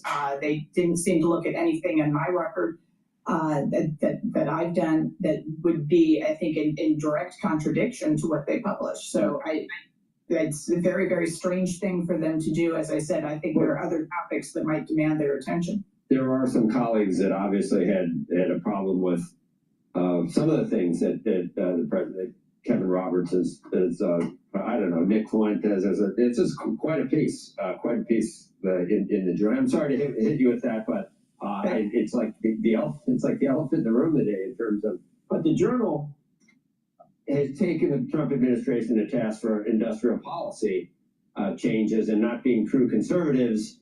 And they think that the Heritage Foundation has lost some of its, pursuit of, the judiciary the way it used to think, industrial policy the way the Heritage used to think. And they quote something, the conservatives need to know what time it is, according to Mr. Roberts, sort of saying that the old conservative, Reagan conservatives are no longer relevant in today's world. No, I don't think that's at all true in terms of what Dr. Roberts thinks. I think in terms of, industrial policy and what we're trying to do, we have a situation here where, of course, we've been proud free marketeers for these many decades at Heritage. The problem is, Joe, that China does not play by those rules. The assumption was that if we, flooded the world with free trade, everybody would want free trade, and that would be, a happy outcome for everyone. The problem is China is cheating. They don't, I think, that way at all. They have exploited that apparatus. So the tension that we have to navigate now is between, wanting to pursue the ideal of free trade and then dealing with the reality of our global posture at this point. So that's what we're trying to navigate. And I think pretending that we're going back to 1982 isn't helpful. That's really a result of the tariff policy, and that's not a terribly good sign. But what is good is what's happening on the investment front, and we're certainly seeing a lot of dollars pouring in. You know what's amazing with these money managers? You ask them, where'd you go to school? Some of them went to the Ivy League, some of them went to Ivy League Plus. Okay, all right. Then you ask them, what did you do before you were a money manager? Before you were a fund manager? And a lot of times they say, well, they, were coming right out of school. They were interning at some bank, maybe at an accounting firm, and then moved up the ladder. You ask them what kind of degree did they get. It was usually economics or finance. sometimes history, once in a while engineering, very rare, but once in a while, mostly it's economics. And then you ask them, like, what job did you really do that actually made something instead of pushing paper? They can't answer it because they were part of the paper pushing generation. And they're supposed to be the ones that tell you what's really going on in the economy when they never, ever made something in their life.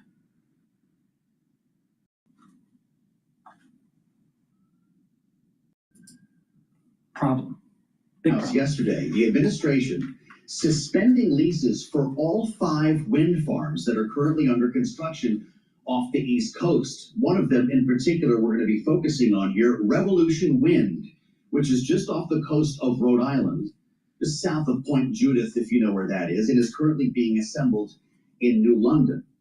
Now, this should not be a big shock. If you've followed what President Trump has said over the course of the campaign, his first term and now back in the White House, in this case, the Interior Department, in fact, halted these projects in the name of national security, suggesting that the turbines may interfere with radar.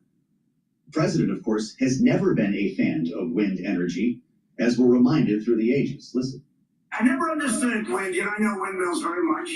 I've studied it better than anybody. You see these things all over the place. They destroy everything. They're horrible and the most expensive energy there is. They ruin the environment. They kill the birds.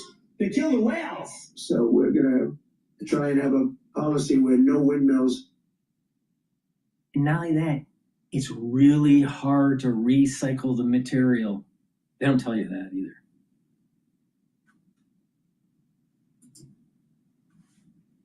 Wind is in virtual bankruptcy right now. And so here we are, with 5 projects representing $28 billion in committed capital, several billion of those in the state of Connecticut, which is why we're glad to be joined by the governor of Connecticut, Democrat Ned Lamont. It's great to have you, sir, with us on Bloomberg TV and radio. If, in fact, this is halted here, the mayor of New London, Michael Passero, says the Grinch has just stolen Christmas. Is he right? Not a heck of a Christmas present, was it? Look, you just heard the president say he doesn't like wind power, but he's not going to interrupt things that were permitted a long time ago. Our wind, Revolution Wind, was actually permitted under Trump 1 back in 2018-19, so a long time ago. So this was a real shock to our system. They did it to us over Labor Day as well. Remember, they had a stop work order. No warning at all. This time they pulled the permits. And we've got to find like heck to come back because you're never going to bring down the price of electricity in New England unless we get more generation, and that's what wind power does. Governor, in September, your state successfully won its bid in courts to lift the moratorium that the Trump administration put in when it first took office on wind power. Now the administration is going out again and raising national security concerns. Some analysts are looking at that and saying this could be a more durable way to essentially do the same thing. What's your take, and do you think those national security concerns are legitimate? No. I think the president said, I don't like wind power. Come up with another way that you can shut it down. It was only very recently they came up with these national security concerns. I talked to the Secretary of Interior, Doug Burgum. I've known him for many years. I said, I'm not sure this is for real, but if you want to, we'll come down, we'll talk to you about it. We'll bring down the folks building the wind power, the engineers, but don't stop us in mid-construction for the second time in 3 months. You're just blowing a hole in our efforts to bring down the price of electricity in New England. You know, we understand that this project is about 85% complete. It would power some 350,000 homes across Connecticut and Rhode Island. What will happen to electricity bills without the wind farm? More likely to spike. We can't put pipes in the ground to get natural gas and oil. We're just not that type of a state. We don't have that capacity. It's very rare that we can create our own generation. Offshore wind is one way we can do that. And the more generation we have, the less spiking energy during very cold periods. And that means we can save money for electric ratepayers. We want to welcome our viewers joining us from the TV side, Bloomberg TV colleagues. And we are here with Connecticut Governor Ned Lamont talking, of course, about this new announcement out of the Department of Energy today, putting a halt on those 5 major wind farm projects, including the one that's being assembled in your state. Governor, I'm curious how this is going to play with constituents, not only in your state, but across the country, as energy prices are expensive, it's cold, and they're looking to spike. You know, the energy crisis is something that's constantly talked about. This is also an administration that is trying to remove barriers to other forms of energy, including nuclear. The president has said he wants to restart coal. So why not add wind energy to that? Why is this specific mechanism of generating power in his crosshairs? It is contradictory. I've talked to the president about this. He cares very strongly about bringing down the price of electricity, especially in New England, where we don't have a lot of our own generation and it gets expensive. I said, we'll work with you on nuclear power, we'll work with you on natural gas and other sources, but don't pull the plug on a plant that's already 85% complete, ready to turn on in just a few months. That makes no sense at all. I thought we had an agreement they weren't going to do that, then we were shocked. All right, well, I want to get back to the justification from the administration here, Governor, and I know you commented on this briefly, but I'd like to hear more about the national security concerns or lack thereof, knowing that the Interior Department says these turbines may interfere with radar systems. We understand, however, according to the Attorney General William Tong, the project's already gone through federal review. He says fully vetted, permitted, state, federal, up and down, inside out, every which way you can. Is that correct? William's absolutely correct. And actually, it went through a very strong national security review over the last few years, voted on a bipartisan basis in Congress just a year and a half ago, where they said there's the no administration just making this security issues. Is the administration just making this up then? I think so, but look, I'm willing to give them the benefit of the doubt. Get us down there, we'll bring the very best engineers from Orsted, who's a developer, we'll talk it through, but there's no excuse for shutting this down in mid-stride, not in the ninth inning of the ball game. What they're seeing, drones has changed the world dramatically. They want to take a second look at, onshore radar. It didn't change the world in the last, 12 months. Also, this is not, to a point you made earlier, this is not a new technology. These wind turbines have existed in Europe, much to the president's chagrin, for quite a few years now. We haven't previously heard of it having big impacts on NATO or Europe's military readiness in offshore areas there. We've also got some reporting from Bloomberg and analysts at Raymond James saying, I'm skeptical that there's any new information about the military concerns all of a sudden that single-handedly warrants these projects being halted. So do you think this is an aesthetic, not necessarily an economic or national security decision? I mean, last time around it was birds and whales. This time around it's radar. I don't know what it's going to be next time. I'm going to tell you, I come out of the business world. I thought the Trump administration and a lot of business folks in it was going to be a pro-business administration. But this herky-jerky, on again, off again. First they did it in tariffs, then they did it in SNAP, now they're doing wind power. Makes it very difficult to do business with this administration. Very difficult. Well, I'd like to hear more about that, just from your view in Connecticut. You mentioned SNAP. We can add Obamacare subsidies that are about to expire, sending people's bills higher. How much are you and other governors working to fill affordability gaps that are being created by the administration? I can tell you, here in Connecticut, we've set aside $500 million just to at least protect the most vulnerable. But the idea that you were going to yank food support from working families when food prices have almost doubled in the last 5 years made no sense. Then as Trinidad pointed out, when it comes to the healthcare subsidies. But food prices are higher because of overproduction of money creation from the Federal Reserve during the Obama administration. Not Obama, the Biden administration, and the Obama during Lehman, all right?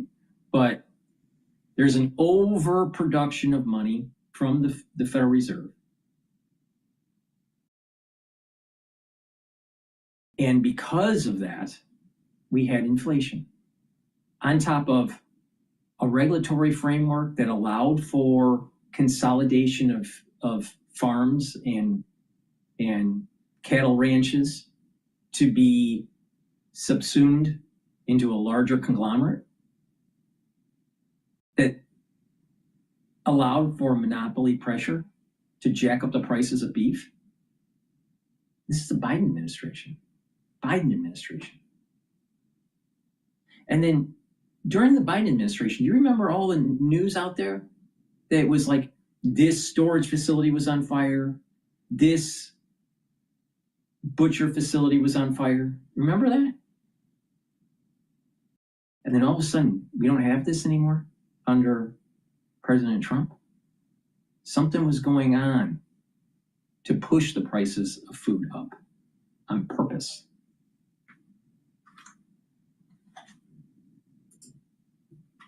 And that was during the Biden more administration. Electricity generation to bring down costs for you and your family, and pull the plug on Revolution Wind in the ninth inning makes no sense at all.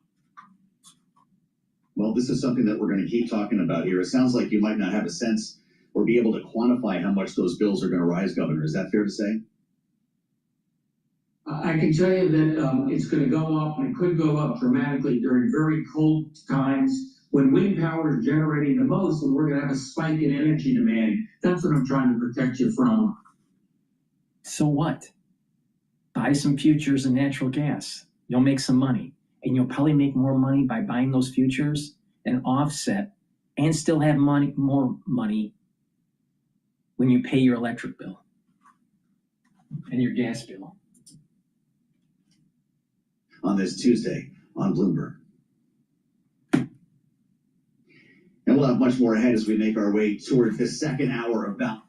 Please go to my store, the-studio-reykjavik.com, and get the C60. You can get it in avocado oil, extra virgin olive oil, and MCT coconut oil. You can get it in a 2-ounce, a 4-ounce, or an 8-ounce configuration. C60 needs to be in an oil for proper absorption. It's best to take it on an empty stomach, like in the morning. It'll soak up free radicals. It's 1,000 times stronger than vitamin C, and it will help to boost up your immune system, your endocrine system, help with your cardiovascular system, and even brain function. You know why? Because if you have healthy neurons, by reducing stress, by soaking up free radicals, and allowing your mitochondria in your neuron to produce the ATP it needs, you'll have more neurotransmitters, you'll have better conductivity, and you'll be thinking faster and having better memory. At the vascular level, by soaking up free radicals, you're reducing plaque formation because you have less oxidized LDL. And by soaking up free radicals at the basal layer of your skin will improve and be healthier. C60 stacks really well with resveratrol. That's part of the reason why you take C60 and resveratrol together, your skin looks much better and younger, more youthful. Take it every day. It's going to soak up those free radicals, boost up your energy levels, increase the health of your mitochondria. You will feel the effects of this within 2 months of taking it every day, a teaspoon a day, every day. And you'll have more energy, more vitality.